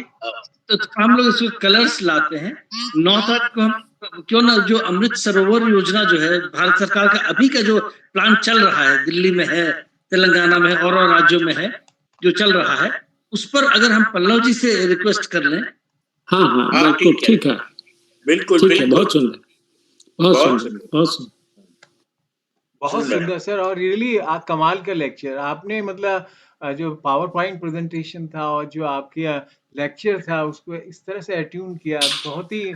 और आप तो जिस जैसे प्रसाद साहब ने कहा कि इस जो विषय था ये इंटायरली आपके लिए भी नया रहा है, क्योंकि आपका जो विषय है जिसके आप एसोसिएट और हेड ऑफ द डिपार्टमेंट हैं वो, और ये विषय पे वार्ता देना रियली वेरी कमाल का लेक्चर। हमारे बहुत लेक्चर यहाँ पे हुए हैं और अखौरी माहेश्वर प्रसाद साहब जो कि इंडियन एडमिनिस्ट्रेटिव सर्विस रेवेन्यू में विभाग में थे, आप बॉम्बे में आप चीफ इनकम टैक्स कमिश्नर है, और आज जो आप जो हैं पूरे 12,000 किलोमीटर दूर बैठे हुए हैं, वहां से जो आपको धन्यवाद दिया वो रियली आपके लिए बहुत काबिल तारीफ है सर। और बहुत ही अच्छा लेक्चर, अब इसके वर्ड्स नहीं है इसकी प्रेज किया जाए। Thank you. और इस पे जो अमृत सरोवर पे आप वार्ता कह रहे हैं, आपके जो कलीग्स हैं उनके द्वारा, वो भी एक बहुत अच्छी, हम सभी के लिए बहुत उपयोगी होगी। Thank you very much. Pallav ji, आपकी आवाज अभी भी नहीं आ रही है, तो पल्लव जी जैसा कि श्रीवास्तव साहब ने रिकमेंड किया है, तो 9 तारीख का समय आपसे लेना चाहेंगे, तो आपका लेक्चर सुनेंगे हम लोग। और हमारे मतलब प्रसाद साहब गार्जियन हैं, वो तो रहेंगे ही, जोशी जी भी रहेंगे और सब कोई रहेंगे। सभी कोई, हमारे जितने आज करीब 25-26 लोग शामिल हुए थे, सभी से मेरा रिक्वेस्ट है कि हर संडे को हमारे इस वेबिनार में शामिल हो और इसकी शोभा को बढ़ाएं और हम लोग ज्ञान को शेयर करें।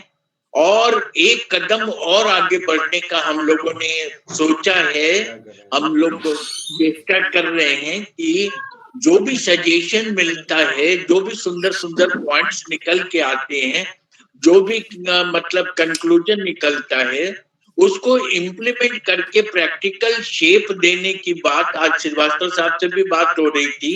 अभी का हम लोगों का पॉलिटिकल एटमॉस्फेयर ऐसा नहीं है जिससे हम रिक्वेस्ट करें, लेकिन दिल्ली से हम लोग रिक्वेस्ट करके हम चाहेंगे कि अपना जो रिकॉर्डिंग है उनको भी भेजेंगे और मिनिस्ट्री में पहुंचा करके ये सुंदर सुंदर स्पीकर का रिकॉग्निशन हम सब करवाएंगे। और जो अच्छे अच्छे पॉइंट्स दिए जा रहे हैं, अच्छे अच्छे सजेशन दिए जा रहे हैं, उस पे अमल करने के लिए हम रिक्वेस्ट करवाएंगे, जिससे कि हमारा ये वेबिनार सचमुच में इफेक्टिव हो। तो इसके साथ हम सभी को बहुत बहुत नमस्कार कहेंगे और बुजुर्गों को चरण स्पर्श कहेंगे। और मैं चाहूंगा कि हम लोग फिर इसी उत्साह से अगले संडे को और फिर उसकी बाद भी संडे और हर आने वाले संडे को हम लोग मिलेंगे।